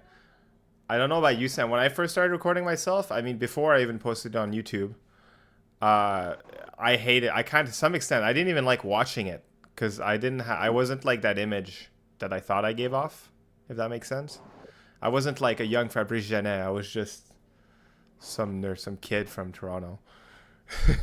Dude, I hate watching my recordings. I am the stupidest looking fencer in the world. Right? Like, I'm like the I feel like I like plod around out there.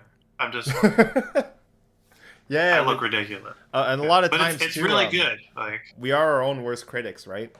For anyone who's read Inner Game of Tennis, right? Self 1 to Self 2, all that stuff.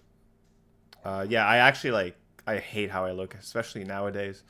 But yeah, so a lot of times, also just to remind anyone who records themselves, a lot of the judgment comes a lot more from you than it does other people. But it's very important to be able to do it. So here, you're about to launch a sick attack. I think it's a faint disengage. Yeah, I believe can't that was see the other guy's reaction, but like if he takes 8 here, this is exactly what you wanted. Yeah, and I really like this touch too, based off of the rest of the touches that happened earlier. Like every other touch earlier in the match, where you did like the lunge, like he was giving you the blade, like giving you the parry. And so it's like just knowing, like not even needing to do a preparation and just saying, I have one faint disengage in the bank, basically, to just run in, and then I can go back to what I was trying to do before. Like, I love touches like this because you're just like, I've been building up to this touch for like 4 or 5 touches in a row, and then you just like get it, and it's just such a different thing, and the opponent now has to think about it more, and you're just like, I'm not going to go back to that again until I build it up again. Exactly. It's the idea, and that's what I was thinking with the touch too, is I thought, okay, I want to mix it up a little bit so he's thinking about a different action or a different idea than what I'd been doing. Oh man, you're lucky, but we take those.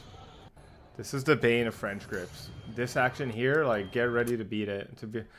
Like, this is so hard. So, like, from the second, you're already here, it's too close. It's already doomed. If you extend here, you're done. You basically have to, like, the disengage has to happen sooner.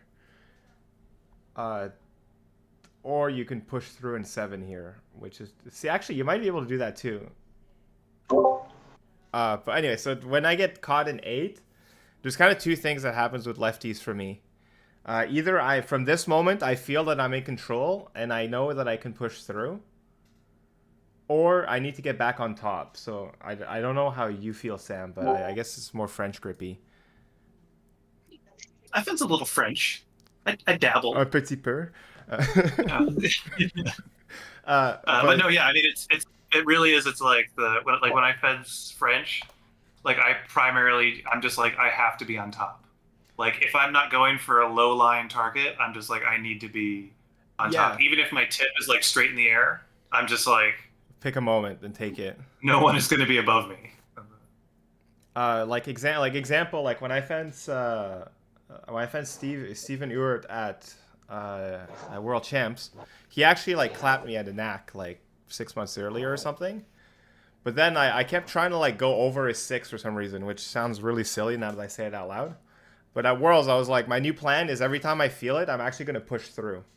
So as long as you go in with a committed plan, it's a lot easier to follow through, right or wrong. So anyway, for this guy, I would personally pick push through. Oh, man, you're too nice. Put the tip on. Murder him. He's disarmed.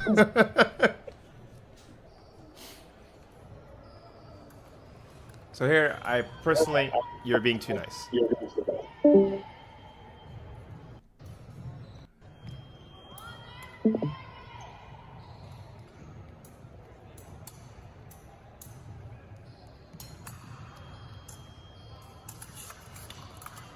Oh, good double.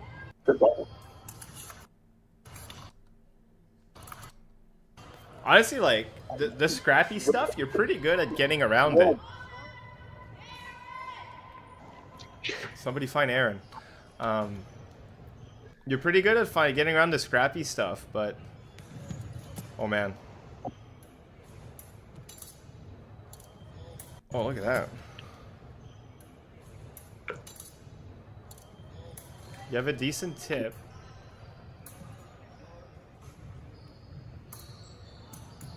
Yeah, and that's the other thing with like the kind of scrappier, messier fencing is having seen this guy fence before, I knew he was willing to do that with me, to get into infight, to do those other kinds of actions. I knew that was the thing, if needed, that I could force.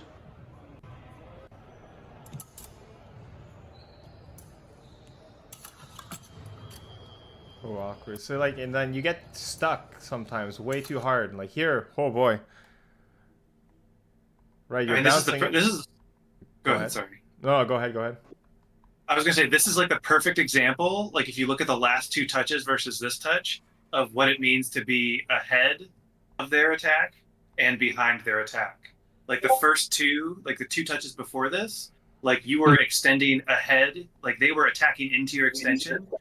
Right. And in this one, you tried to extend into his attack, and you just ended up jammed up. It's kind of like Nick said earlier, right?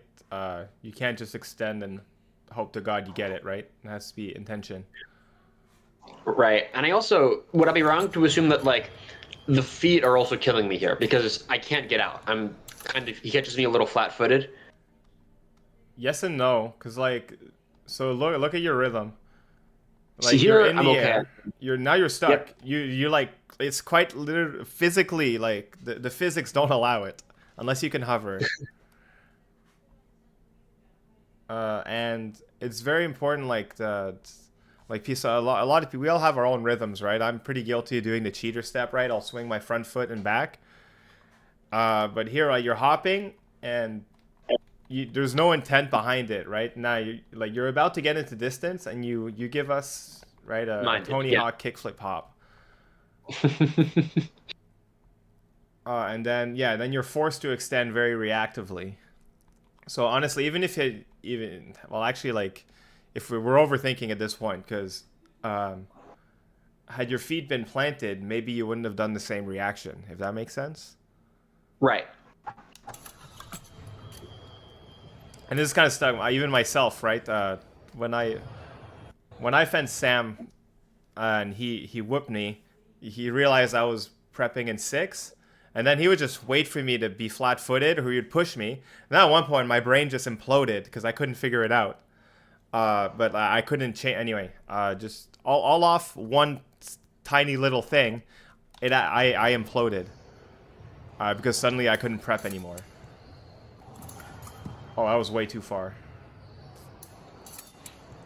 And this is consequence of, to some extent, that practice bout that we watched where you rushed a lot of your hits. Right. You don't know how to set that attack up yet. And it'll take you a very long time here to actually get to that level, because at practice you're just playing rock paper scissors. So that means maybe one out of 3 hits, or I don't know, it's statistically probably more than that, but let's just say 1 out of 3 for simplicity's sake. And then on top of that, 1 out of the 3 hits will hit, and maybe 1 out of 9 of those successful attacks you'll actually learn from. So all of a sudden, it takes us about 100 attacks to get a little bit of learning.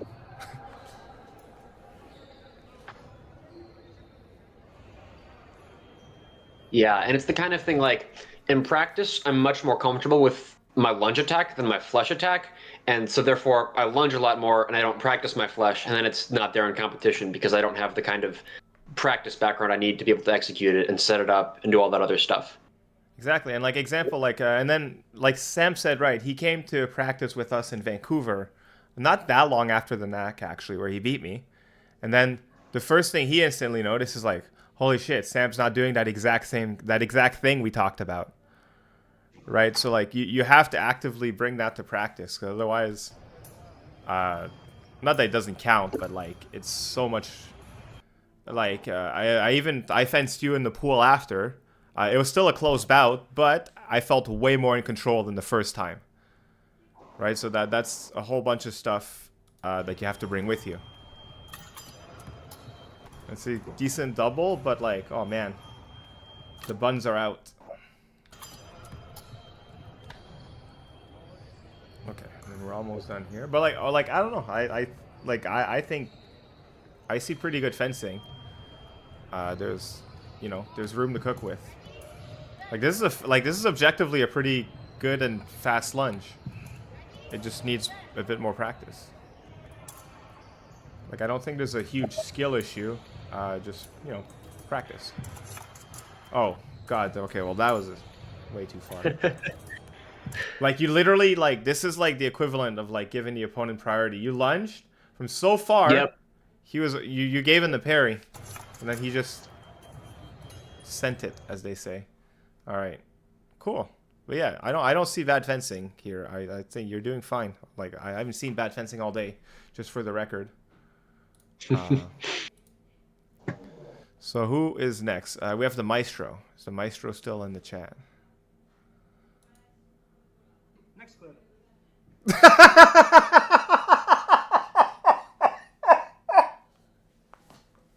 No. Pause it. This is the right video.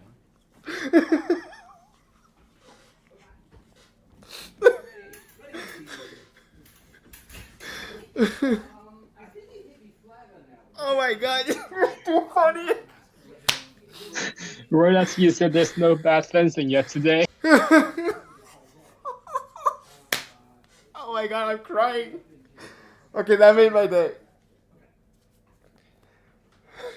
Well played. Oh my God, you probably just hung around just to see that. Oh my God, that was good. Well played. I'll have some actual footage. If you have actual footage, please send it. But that was already worth it. Oh my God, that was good. I can't critique this because it's above my level. And I don't feel comfortable putting Sam in a position to critique this alone. I mean, everything I've seen so far has been fantastic. You No notes. might have actually hit me first. I did. I think, yeah, when I lunged, I think it was an extending. 100%. Yeah, it was extending. That's why I extended, and that gave me that little bit of advantage over you. Sure. Sam, how's the boat? It's life changing. So I'll just give you like I don't have the other book near me, but like so like the if you're I don't have anyway for on YouTube anyway the book is like really small. The Inner Game of Tennis, it's tiny and like I reread certain passages all the time, and I learn a lot from it. The Inner Game of Fencing is like an actual like it looks like a college textbook, and it's honestly like it's so full of himself, like a word from this maestro, a word from the other maestro, here's why I hate this, here's why everything else is wrong, and it's just so awkward of a read, because it's not giving you, I don't know, I just don't feel like it's trying to like it's not giving you ways to learn, it's just giving you like a bunch of ultimatums, which I think is just not a good way to go about life.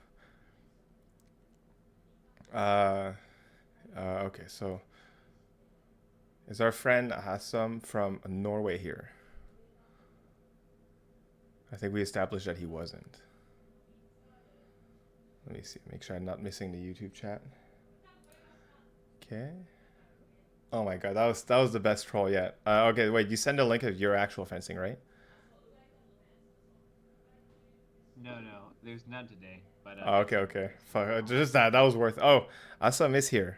Okay, so we're gonna watch him. We'll watch Flono, and then we're gonna watch Levi. All right, more than half an hour, whatever. Let me know if you want me to sign your book, or sorry, sign the book.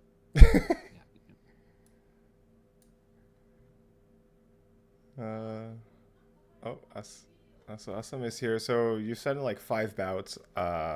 Is there like one bout in particular you want to go through? Or one that was harder than the others?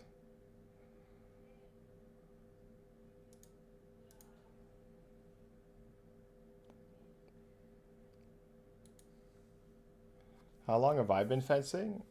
Oh god, like 25 plus years, I think. Sam, how long have you been fencing? 23 years. 23 years and counting. You're like considerably younger than me, are you? Or like not considerably, but like a solid like 5 years? I think so. I'm like 34 right now. 34? Oh no, only like 2 years. I thought you were like 31. Yeah. No. I'm 36. Oh man, how are your knees holding up? My knees are fine. My shoulder is toast. Oh, your shoulder. We've all got our crutches. My knees have been actually like everything. I got like tendonitis in my foot. At one point it came from my hand, and then my knees were like I'm done. Anyway, I'm jealous of your knees. The bee's knees, as they call it. All right, let's watch our friend from Norway. So you've got your country's mask, so I know you're in business. So type out while we start watching. Type out what you're feeling during this bout. What kind of stuff?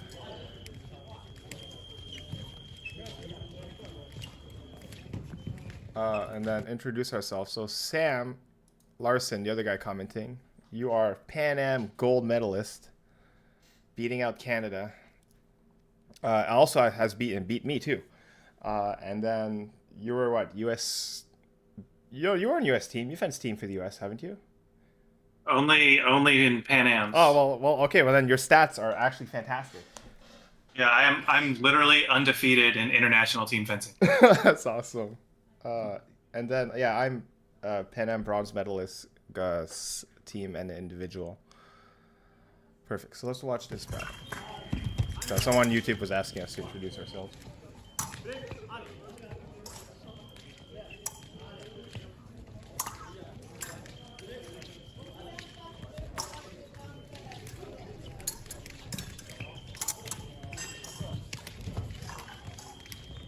Competition only promotes the winner from each pool? Wow, that's intense.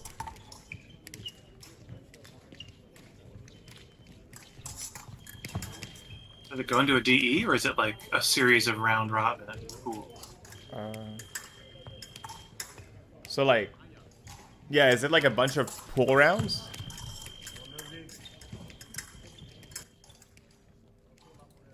Oh, okay, there's like 5 pool rounds. So yeah, it's like old school.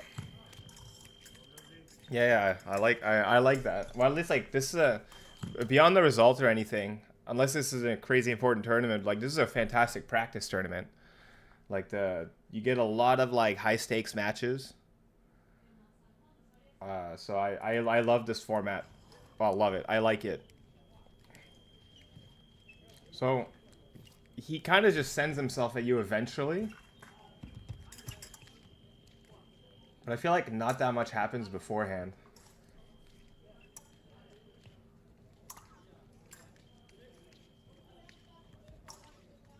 It was kind of an odd transition. Like you were pushing down the strip, and then you decide to not to go to start pulling. Like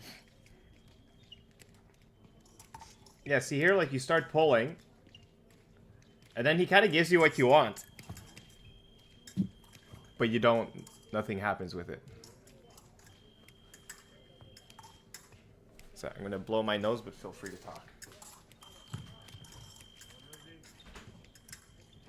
yeah, I mean, I think it's like I'd have to see more of it, but there was some kind of transition in your preparation from when you were pushing versus pulling. Like I feel like your preparation moving forward is a lot sharper. Or like that, like exactly like that. Like when you were pulling, you were kind of more lackadaisical with your preparation, and like here you're very sharp, and you get his commitment, and then you get the really solid touch.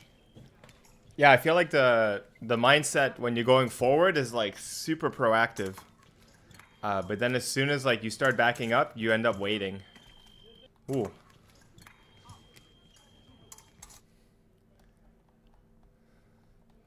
You get the parry.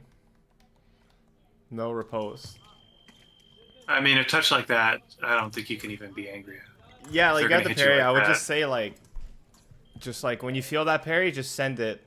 You're kind of stuck in the middle. Like, do I want to back up, parry, hit?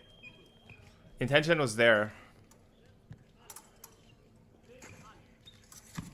There it is.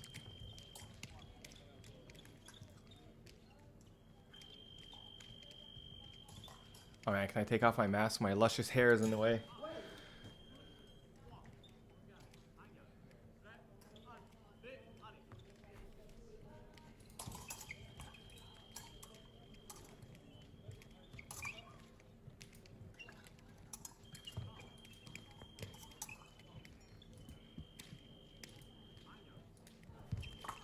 Oh.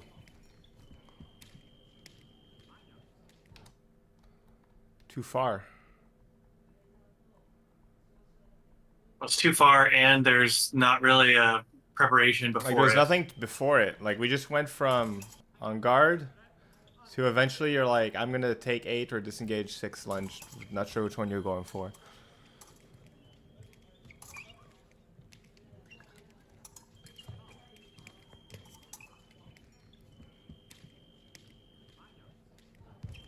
Way too far. I think like it's, I don't know how to call it. Is like bland a good word? Yeah, I think that's a good word. The fencing feels bland. But like technique wise, like I'm sure you can do everything. Like there's not a big variation in the distance. You kind of just stay at mid to far. Oh. Yeah, missed my boy. I mean, even this was a little far to try to do like a simple, like get good. I mean, it's just a little too far, but it came out of nothing. So all he had to do was react, and it was fine. Or had you like kind of hypnotize him a little bit more with your tip? Because there's not a lot of presence with your tip on him. I'm not afraid of, like, if I was fencing you, even if I had my blade in front of you, like, I wouldn't be afraid of you, like, sniping my hand by accident. Or anything like that. I think that makes sense. Yeah, it makes sense. Do you see where I'm going with that, Sam? Yeah, I mean, I think this is the kind of bout that I would try to ignore as much of what they were doing as possible, because... And just wait for my moment kind of thing. Yeah, just wait for them to either try to force something in, just like, you know, control distance, try to force something in. But it's like, especially if I had fenced this bout on this side, on the Swedish side, like I've only gotten hit by trying to force my own action in. Like you've been doing a really good job of capitalizing on the force with like parry repos, but you haven't really demonstrated kind of that much. Yeah.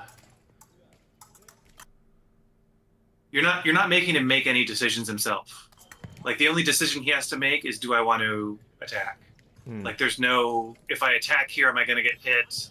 There's no, do I need to defend or you know, do I need to try to counterattack or parry? Do I need to release distance or take distance? Like it just felt like there was no, like you weren't making him think enough, basically. Yeah, you weren't forcing much out of him. But like, yeah, like you have pretty good footwork. You have a wicked 4. Like move him around, let it cook. And I think you're like, there's so much to work with here. Like that 4 is nasty in a good way. But the attacks come out too far. Yeah, it was just a little bit too bland for now. But I don't know how old you are. You look like you're young. Keep it up. And we're going to see you. I can't, man. Hopefully one day the FIA will hire us and we can commentate alongside David the King. All right, who's next? I think so. We got Flono, and when we also got Levi. Levi, are you still here?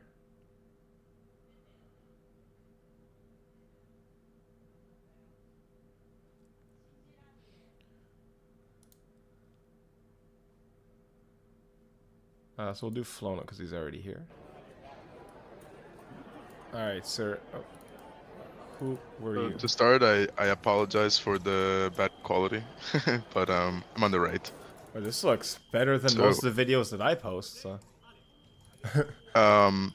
So my main question, I think, is like, I won this bout, but I think I have like a problem fencing against lefties, and like I generally know like what I can and can't. Like mainly like I prep like beat force flick to the hand, like to the side.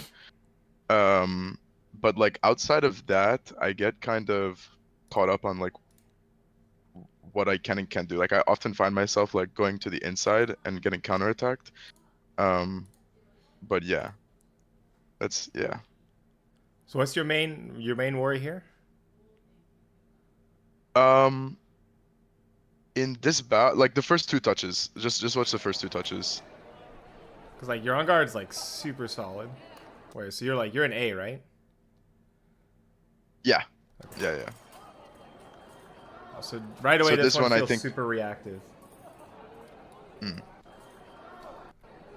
Like you didn't make a decision at all, and he eats himself. And see, your decision comes after his. It feels like, or does it? Yeah. So he made up his mind here. Yeah. It does because he's ahead on the step and the extension. Right. So yeah, he's tall too, right? So like he's got that on you, unfortunately. Just short people things. So he made up his mind here. It doesn't. If you extend, you're just like adding fuel to the fire. Yeah. So in my opinion here, this first 15 seconds, too much waiting. At most, you did that little underhand thing there, and then you're just a spectator in your own bout.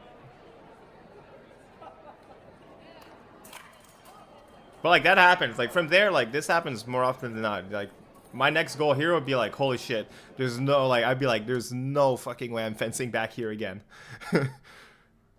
That's funny. I like being in the back actually, because like I'd say that I'm relatively passive, but like I mainly look for like in prep and I guess like counterattack, I guess. Just keep watching, I guess. Yeah, that's fine. No, it's okay. Like the more you tell us about how you think, the more I can kind of dissect. We can kind of dissect where things go wrong or right or what have you, right? Yeah. So here you're so right away for a guy that's already shown that he wants to do like prep step into an opposition. I'm very scared for you here. Because now if he goes, unless you instantly hit the hand, you're doomed. So yeah, he just goes in, half steps, completely takes it away, and you're doomed. Yeah. So for what you want right now, especially against a tall guy, it's very scary. Have you fenced him before? Do you know who this is or no? I have no idea. Is that Philippine Badger? No, that's an old name. No, that's a really old name though. That's not Peregrine. Peregrine. Why did I say Philippines? That's I was just thinking like tall lefty, right?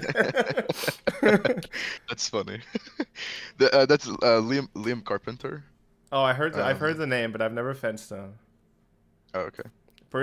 Your pistol grip, like personally, if I were to fence him right away, like I would stay at about this distance. Every time he did his prep step, I would be on his hand. But like if I don't like it, I'd be gone. Like I would not give him that step. His foot looks really juicy, but that's might just be a me thing. I don't really go to the foot. I'm a big like I don't know what it is. I think my coach never really just gave That's me fine. the, Like it's not for everyone, right? For me, yeah. I guess I'm retired now, so it doesn't matter. But like high key, like for me, like a good measure, if I know I'm comfortable, is I'm like, can I set the foot up? If I know I can set up the foot, I'm really comfortable knowing everything else. So like for him, like I'd be on his hand, I'd leave. On his hand, leave. And Levi says he flicks a lot, which would stay on the point of. Ooh, but you see, look at that. That's actually like, to some extent, on the right path, where you go in and then you're still on the hand. You haven't done anything else. I don't think you necessarily meant to get this, but you made your own luck. Yeah. Right, but that's fine. And like a lot of hand hits are like that. Totally.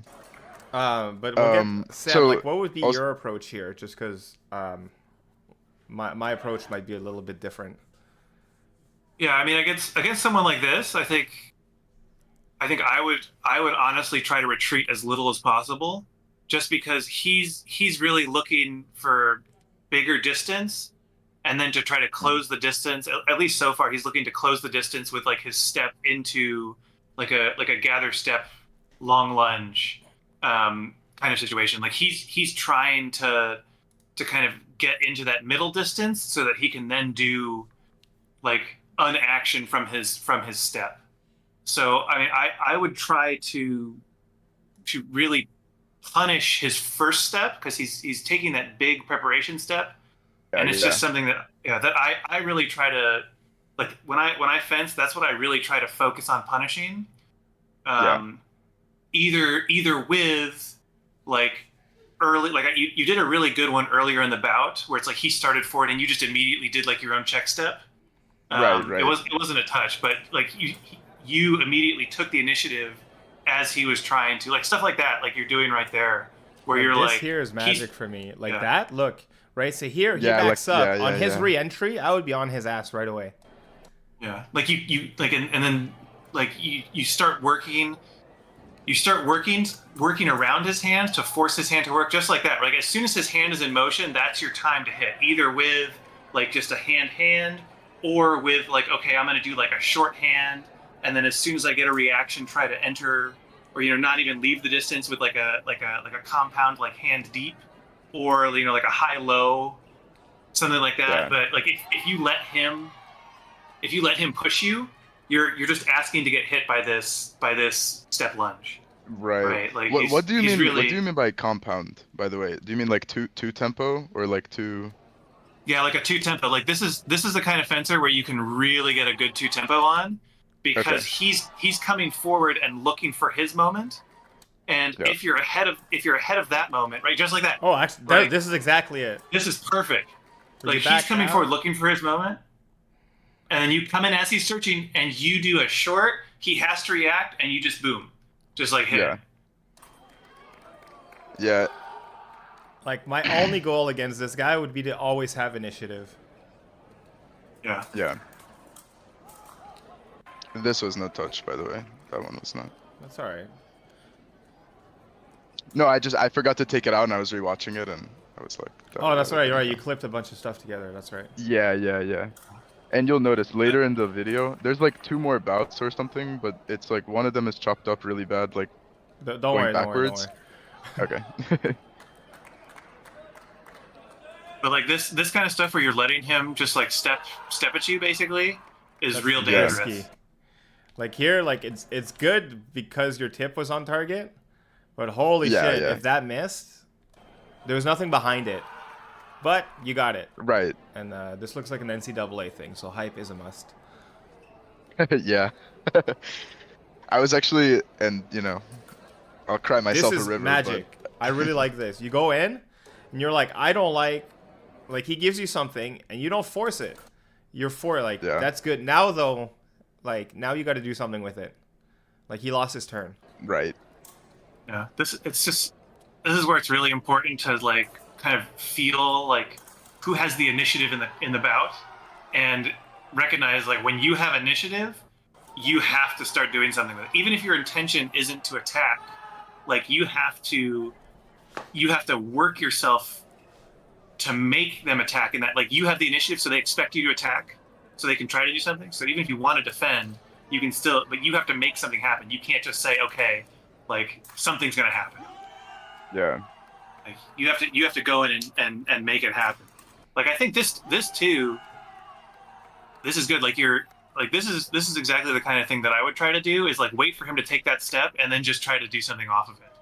Like Yeah. This is good. That's a hard bout. Oh, Justin had that. Yo, you're up. Yeah, this is just like this is a highlight clip. Sorry. I just thought it was cool. Or maybe the next one is the highlight. That's hype. Look at that. That was good. You picked your moment and you got it. Like, this is, man, dude, you're, like, we should have you talking about the bout. No. You're beating all these legends. The next Sam, one you've is the beaten highlight. Justin, This right? was just. I think Justin has beaten me every time I fenced him. Damn it. I've yet to fence Justin. He is a guy that understands initiative and will not let it go when he has it. He reminds me a bit of kind of like I would fence him kind of like how I would fence Yacer.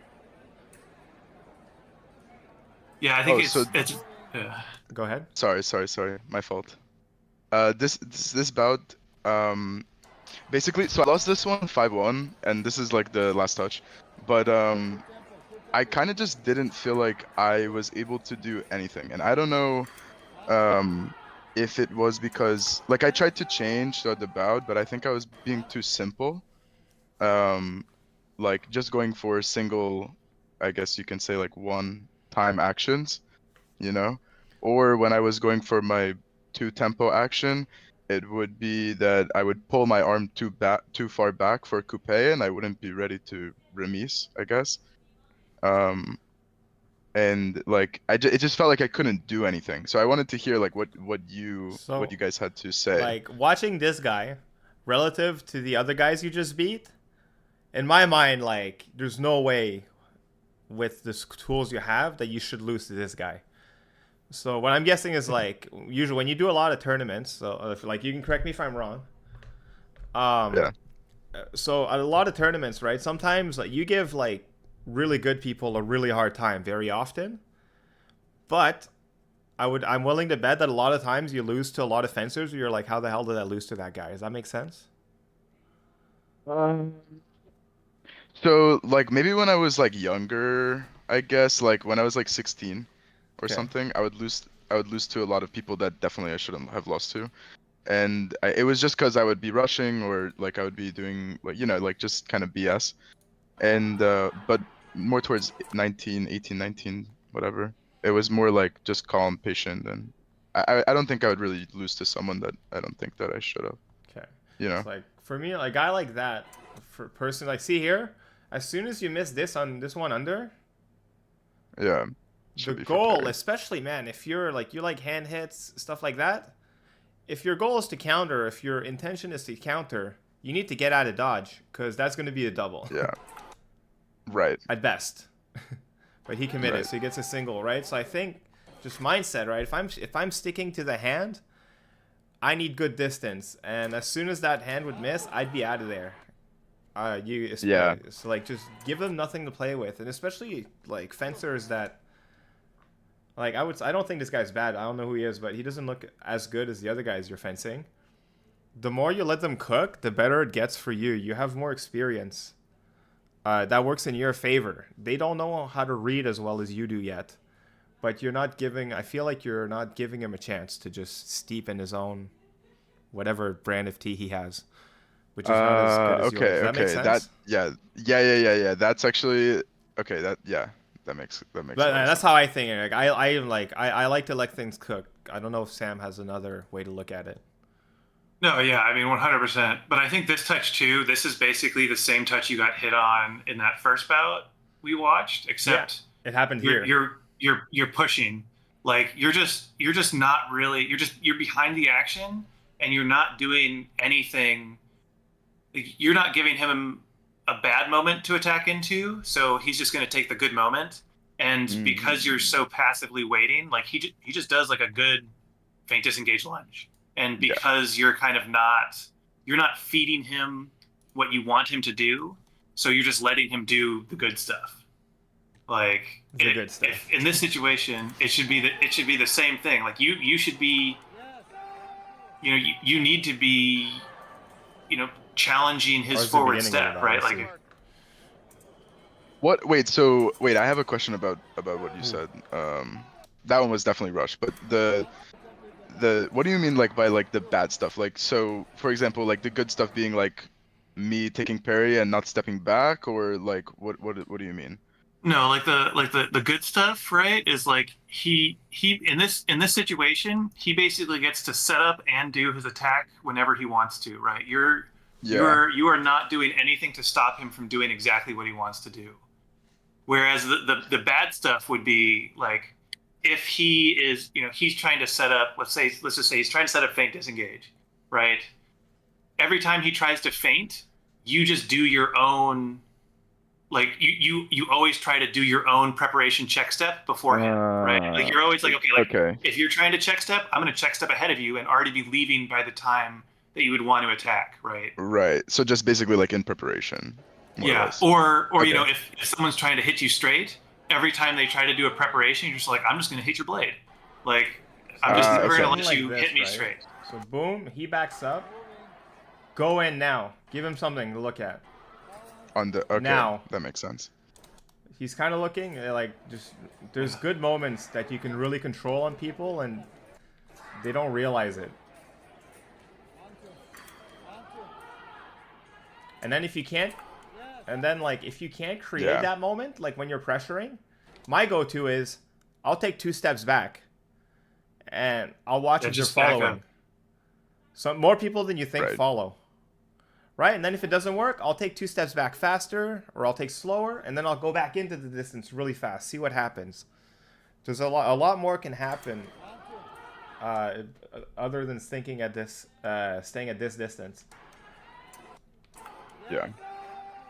Yeah, I definitely see what you mean. That was just like a bad time to go for it. Like there was just better opportunities. Yeah.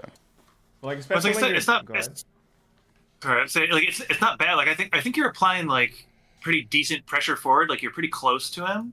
But it's like if you're doing that, you need to be like you need to be more ahead. You either need to be trying to get your extension out into his preparation, or be leaving in his preparation to get the counterattack.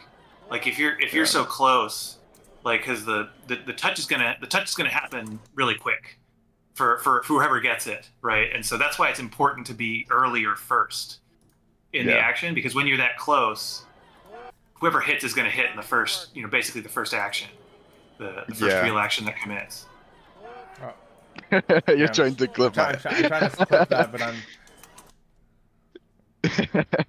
kind of enjoying that, so we're just gonna. Yeah, that's pretty crazy. Just get a little screenshot out of there. Yeah.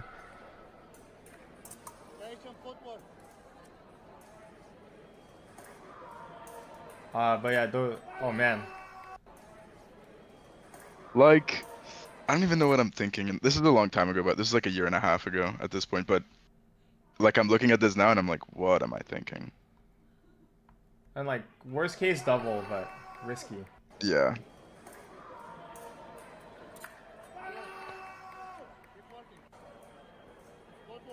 You think I just didn't commit at the end there? Like I think I pulled my shoulder back or something. Like I don't know.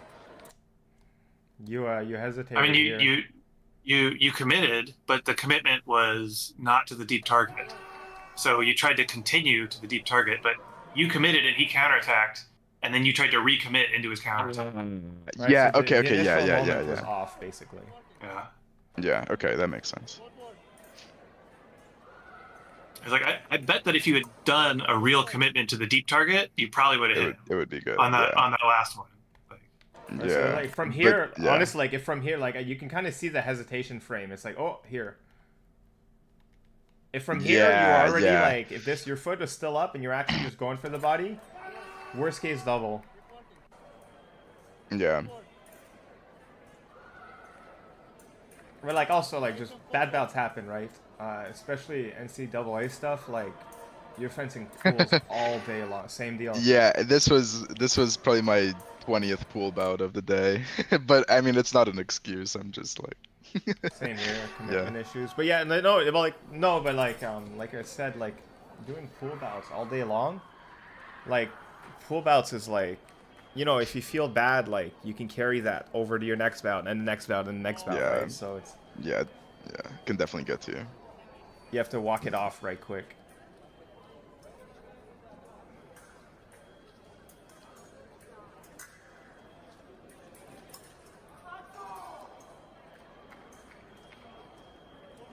You can just get through it. I think it's just a whole bunch of bull, honestly. Well, that's how this bar started, right? So we got to see what tone you set. Yeah. Oh. Actually, And I showed you a think- good 8. Like I think my main like attacking thing is like basically fake coupe to go, and like I think he was just catching me in my coupe for like a lot of the bout, you know. Like the one where I went full commitment basically to the arm, and then I started to pull and go to the deep target. I think I was thinking like starting to do coupe, you know what I mean, or something. Okay, correct me if I'm wrong, Sam. I'm not seeing the coupe. I think the issue is that you're attacking the short target. Like I see like a little attempt at it. I'm just not. It seems like the second, like if you look at like your lunge is always at the good distance to hit the hand, but then you kind of like, not lazily, but kind of just like roll through it a lot is what I'm noticing. It lacks intent. Like it lacks this. I guess it lacks violence. Well, it's like I don't mind the short lunge to the hand, but it's just like it's like if you lunge the hand and that's your intention, like lunge and recover to the hand distance. Like if you want to do you want to do like lunge to the hand, continue deep, right? Then lunge to the hand, gather your back foot, redouble, deep, right? I think here you're like lunge to the hand, and then you're kind of like lean forward, and I don't know if is he taking your blade and throwing you off balance? Maybe, but it's still just a little bit. It's a little bit lazy in the second action. Oh, this one is just like highlight also, just something fun.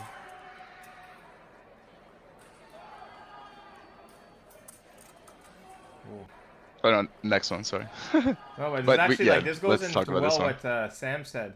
Hand, and then like you have no commit, you have no problem like bothering the hand, but then like it's once it comes to your lunge distance, it's really awkward. Ish. But you're saying like, so the like starting to the hand is fine, right? Oh, that was high. Look at you. Yo, But let's yeah, get that it. was the Hold high. on. Actually, it was actually 2 in a row, by the way. So there's another clip right after this of me backflicking him again. But oh no, I added the wrong clip. Okay, whatever, doesn't matter. Never mind. So like, how do I feel like you're threatening at the hand, which is good. But now you're not always threatening at the right time. So like, yeah, you can threaten, but then there's a time like when someone, if I threaten a hand, someone keeps stepping back, no matter how good my lunge after is, I'm not going to do much else than maybe hit the foot, but that's a whole other situation. So I feel like the way you're reading when you hit the hand, but like you want to go in on the hand, like when he's stepping forward. Does that make sense, right? So like, and because of that, then because of your misreading, you're getting commitment issues on when you want to go in or not. And then sometimes you attack from too far, or sometimes you kind of like haphazardly go in, like we saw a few other times. It's not inherently bad. It's just not getting you more trouble for now. I think that sounds. Yeah, right. Are we on the same page, Sam? Yeah, I'd say I think that's the best way to describe it is, you know, like when you're getting caught in the middle distance, like when you attack the hand and they go back, it should be fine to just say, okay, I attacked the hand, you went backwards, I don't need to continue. But I think you're kind of like getting caught and saying like, oh well, like I've already committed to a hand, so I'm just a little bit closer. If I just get a little closer and a little more attack, then I get it, then then I'll get the touch. But because you've already committed to the hand, you're kind of like almost you can't quite recover forward to get a good commitment forward, if that makes sense. Like after the hand, you're saying? Yeah, like it's like after the hand, unless you're planning. Yeah, like after the hand, you just need to say, okay, like I attacked the hand, I did a strong lunge to the hand, they went backwards. That's a totally acceptable outcome, right? Like I gained distance, I didn't get hit, right? I don't like just because I'm now closer, like. To launch the attack, you not only need to be in the right distance and have the right action, you need to be balanced enough to do it. And if you always try to do it after you do like the short lunge to the hand, then it just takes more than if you're launching like a true attack to the deep target. Right. Is there finds here like this is like again like this is, I'm not roasting Steven, I think I just caught him on a bad day. But like look how like or just so there's like from the start, right? Obviously he has to kind of come at me. I think we're in third period here or something. So he's pushing.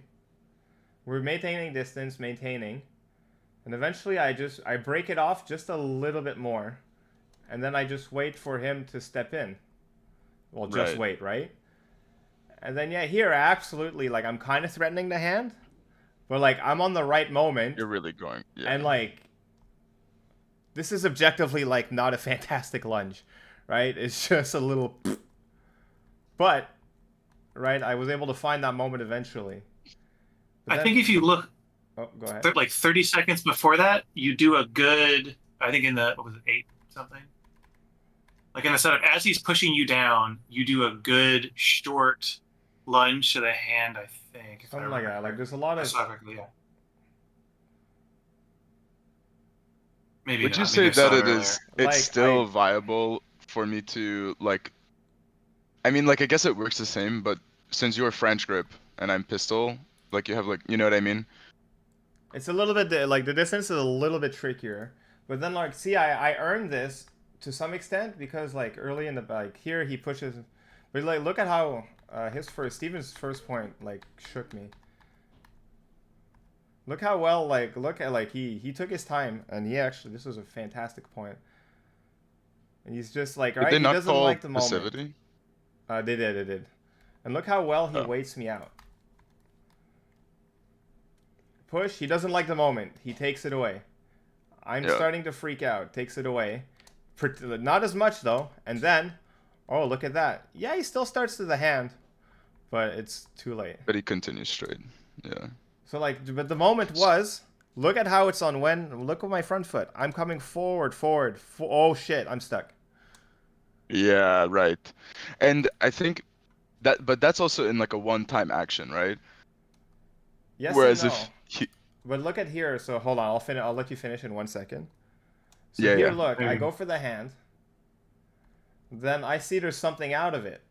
And then here's how then I go all in on the hand. Yeah. Like this is an all into the hand. I threaten the top, but then we already hit. We take it. And then that can like bouts build up over time. Is where I'm going with. Yeah, let pool bouts cook. With the amount of skill that I see out of you, like, learn to cook, because you have all the right ingredients. That's funny. Thanks. Sorry, were you? I thought you were about to say something, Sam. No, I don't. I think you got it. All right, You nailed it. We nailed it. We nailed it. So, all right, one more. Awesome. We're going with our boy Levi, and then we'll call The string it. bean himself. The string bean himself. Oh, that's actually funny. I fenced Levi the other week. I heard Levi talking mad shit. No way. That'd be crazy. Yeah, nah. That's funny. All right, where's your bout at? Where's your bout at, Levi? Yeah, can you hear me? Yeah, you're a little quiet. Here, this should be better. Hi, Connor. So, when are you coming back to Arena? Sometime in the next few weeks. I'll come like Alright, twice a month or something. Cool. Fridays? Probably. All right, where's Sick. the bout at, sir? Oh, sorry. It's in guess the rating. Guess the rating. Oh, okay. Just to be clear, we're not guessing the rating, right? We're not guessing the rating. I'm a B rating, which fluctuates from C level to A level. You know, if you guys want a little bit of context, Ryan and I were teammates in high school, and so that was when I started fencing. So he and I have like 8 years of meta, and we both go to Fencers Club right now. So we came off of like fencing 3 bouts that week, and then fencing in the first round of the tournament. But he's like way better than me. For now. So Sam, correct me if I'm wrong. yeah, Like maybe. Levi gives me like Tristan Zapari vibes, just like not quite. Like Wish.com. Yeah. Like we have Tristan Zapari at home. Yeah. Great value, Tristan. I've never fenced Ryan. He looks like a pain in the butt to fence. Yeah. I'm like you used get to it at this point. Yeah, He goes very indirect. His whole thing is like is going indirect, getting the blade, going for flick. Like Define indirect. Like he doesn't go straight a lot of times. He'll prep. He'll maybe go direct to hand, and then immediately like grab the blade and try to flick your chest, or like he does the high low. He doesn't like pick a target and go for it very often. Okay. I'm hearing a lot about him. How does this affect your fencing? How does it affect my fencing? Good question. So And why should your my game change strategy- because you're fencing Ryan? 'Cause Well, it shouldn't. You're right. My strategy going into this was something kind of specific, like from practice. It was basically like I knew that he was gonna be showing me his hand, because that was what worked for him like really well the last time we had fenced. I knew that he was gonna be because I go for hand a lot. I just like I just poke people's hand, prep on the guard, whatever. Oh, yo, you're up 2-0 right quick here. Yeah, I am. Yes, you're rushing him a bit, and like with that pressure, his hand is getting really big, really fast. Yeah. Do you win or lose this bout? Oh, I won this bout. He was like the first seed of the tournament, and I went like 2-4 in pools. This was the same tournament that we analyzed the pools from. Okay, and then so why do you want us to look at this bout? Because there's a lot of stuff that I could be doing better, where I try to go and I get like I like push him to the back, and then I try to flesh or something and I get parry reposted. Right here. So here, in my I try to opinion, go you're too far. forcing the moment. Right? You're Yes. like, No, the you're moment's right. gone. Then again, a guy like Ryan, he's probably he looks mechanically really solid. I would try to not force too much on him. That makes sense? You're right. Yeah.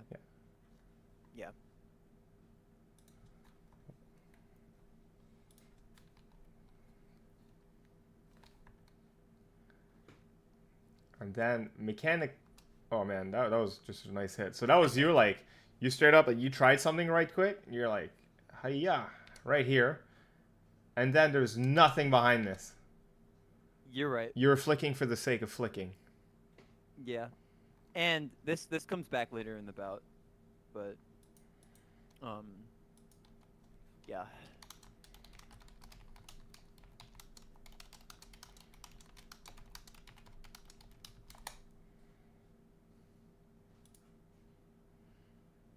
Oh, the volume's out. You want to hear all the juicy goss. I think I'm gaining a reputation in Tri-State for being really loud and obnoxious while I'm fencing. So, a guy like him, like relative to you, right? I put him as a mechanically superior fencer. Absolutely. Right? For me, if I was coaching you or what have you, I would never want to put you in a, like, basically if you're playing rock paper scissors, like you have 2 scissors and 1 rock, and he gets all the, and yeah, I don't know how to say it, like the odds are not in your favor. So you never want to be in a position where you're just going mechanics versus mechanics. Mm-hmm. So my shinny analogy is out the door now. But yeah, like, so he'll win out a lot of those rock paper scissors bouts by just pure experience. So any bout that happens like in the middle of the strip right away, any bout, any point, I'm willing to bet you're just gonna lose. Like that. Yeah. And then for you, especially here, there cannot be any action that is just because. Oh man, you're catching him off guard a lot though. Yes. He's not respecting so you. To some this extent. touch right here, I think I get that like 3 or 4 times in this bout. So which good, and that's good, but like so you're gonna go on a positive like rate on that action. Good double. So just future reference though, like if you're doing an action like that and like it flops even once, or like, you know, depends on the circumstance, but like if it flops, you gotta pull it back. But since it doesn't here, it's, I guess, okay.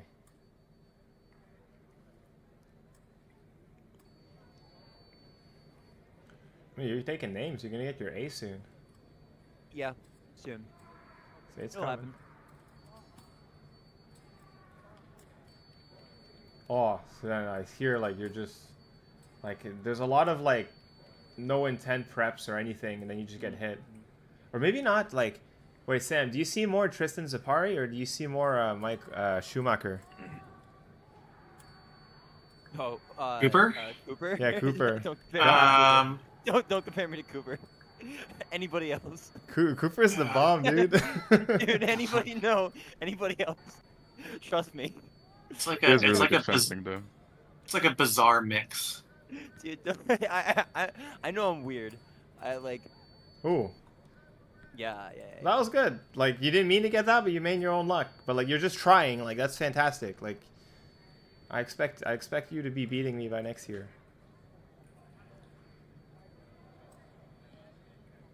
No, you're not doing your first prep like obvious enough.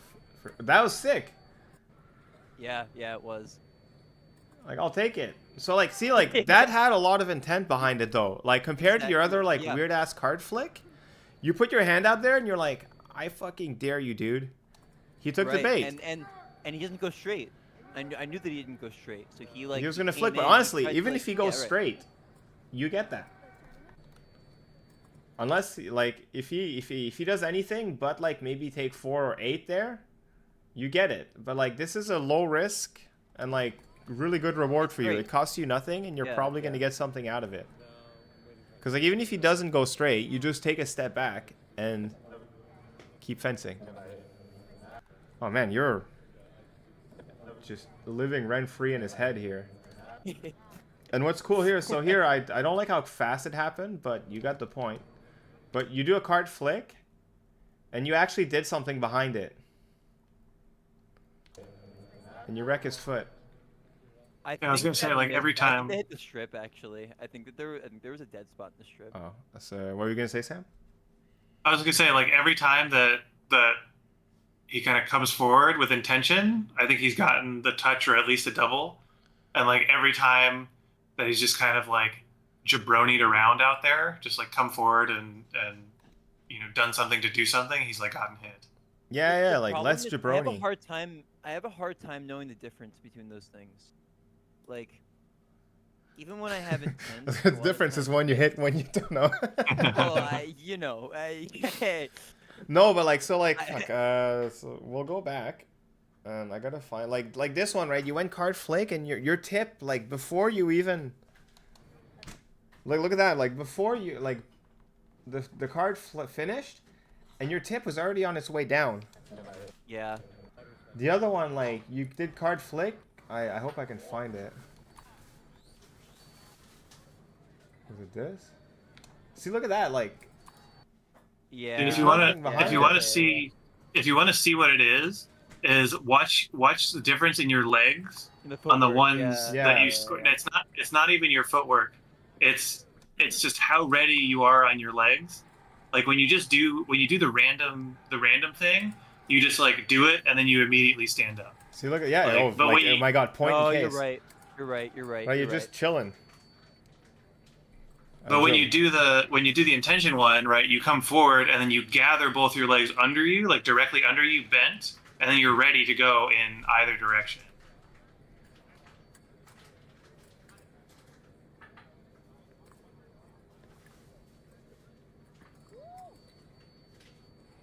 Well, you see, like, from kind of like from the start here, I can feel you're not present.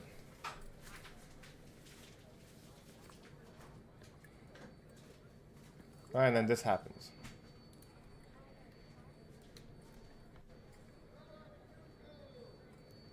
Jabroni. But like, see here, even though like this kind of goofy, you've made a decision.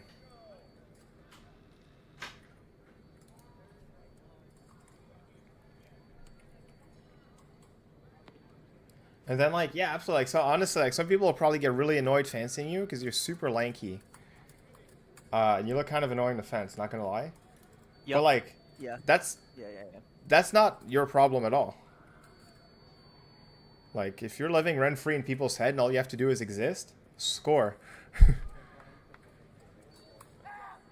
That was sick. My only issue with it is, I guess maybe you knew you hit, so you stopped.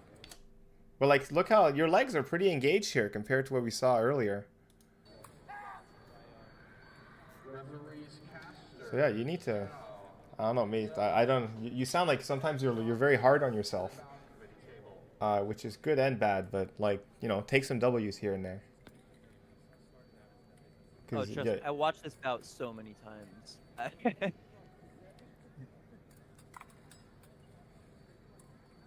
But then, like, the real measure is, right, when if you fence him again in the competition, are you going to do it again? That's where the rivalries begin.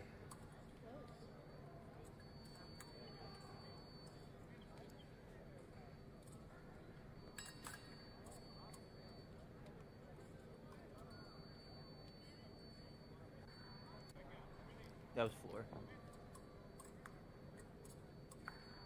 Oh, so I feel like you're just not ready. Like, I feel like you let this kind of take you out of the moment, and he takes it right away. Like, the bout starts on LA. You're getting caught up a lot on brain farts. Oh, stupid floor. Low key, be careful when checking the floor, like, kind of hard. Some refs will yellow for that. Oh, yeah.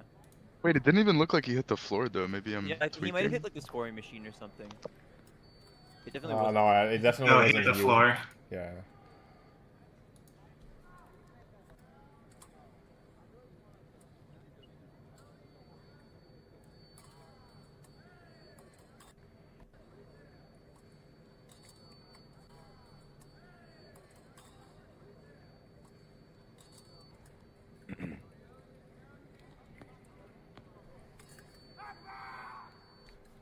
So look at that, like when you're like way committed, like you can force him to follow you, but when you're like Yeah, I don't know why this worked. Cause he was following. Look at you, like you're giving him the like the the hypnos. You're like you're being hypnotoed. Wow, wow, wow, wow. And then he's getting caught up in that. But it's a defined distance. Who cares? And then he decides to commit. And like it's not super pretty, but the intention is there. Like as long as he's also trying. Go ahead. He's also trying. He's trying to attack in on your forward step because you gave him a big forward step before. And because you gave him just like you mixed it up and you gave him just like a little tiny step, he tried to bail out on it, and that's why it kind of devolved into like the hit. Like it's a little odd. Like I feel like you're being a little bit mean about it because you feel like it didn't look clean, which objectively, sure, why not? But like in the grand scheme of things, it was fine. Like those hits become way cleaner over time, and like the fact that you're beating a dude like didn't Ryan make like junior team or something? He's won junior nationals, he's won junior nationals. He's won right, just that alone, right? That's really good. Like you're beating guys who are very good. I know. He's been on junior world team like 3 years in a row. I'm pretty sure. Yeah. Right, so the fact that you're like already actively beating these guys, like you're doing more than like giving him a hard bout. You're beating him.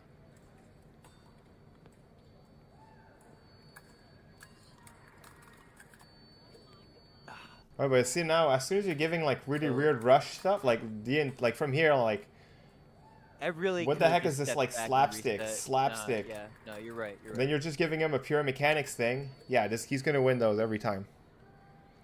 10 out of 10, good sir.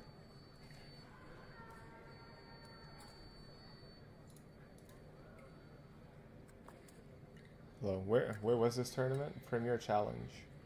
Yeah, this was like upstate New York. Roughly around New York. Yeah. And this was in 128, so he's going to be super tilted because he probably cleared pools and it happens. Yeah, he actually underperformed in pools too, which is why it was like 25 seed versus 96. I like you'll come to realize like pools mean fuck all. They don't. You're right. To some extent, especially like at Nax, like there's the round of 64 pools. You just make it out, and then you're like, let's see who I get. Yeah.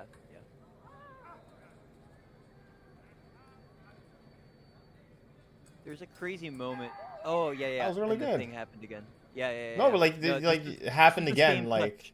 Yeah, the exact same touch. You happen to place your tip perfectly where his hand would be, and you got him. That doesn't happen by accident. Well, sort of. But anyway, there's good fencing. I always love them. I love the mom scream at the end of the video. Right? Oh man, I wish that she didn't stop recording. Volume warning.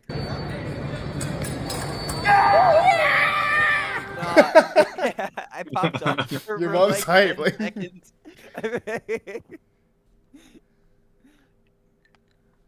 Yeah, so like honestly, like good fencing, it's really good. I just so maybe I'm misreading it, but I feel you're really hard on yourself. To some extent, like, and not like it's good to be hard on yourself. But I feel like you're like, oh, that hit is ugly. I didn't deserve it, kind of thing. Yeah. Maybe I'm wrong. If I'm wrong, that's fine. But that's the vibe I'm getting. But don't let that get to you. But like, man, like all it is like you're beating fencers like that. You're steps away from making your name. Next thing you know, right? We're gonna like, why did I lose to Sam Larsen in the finals? It's luck. All luck, right? See, he's already salty about the loss. The fictional loss, that is. Yeah. Word. All right. That's like a solid 3-4 hour stream. All right, I think that's good. You're doing God's work. We're doing what we can. Yeah, this Thank is great. you. This is like super awesome. Word. Yeah. If you guys like Sam, let him know. That way he feels encouraged and he gets dopamine hits from all the notifications on Discord. And then, yeah, let's do it again. So, Sam, thank you for joining. Much appreciated. It was fun. Your insight from a fellow. Thanks nerd. for having me. Thanks for joining. And then, yeah, hopefully we'll do it again next month. And then I hope you all have a good day. Thank you. Thank you, guys.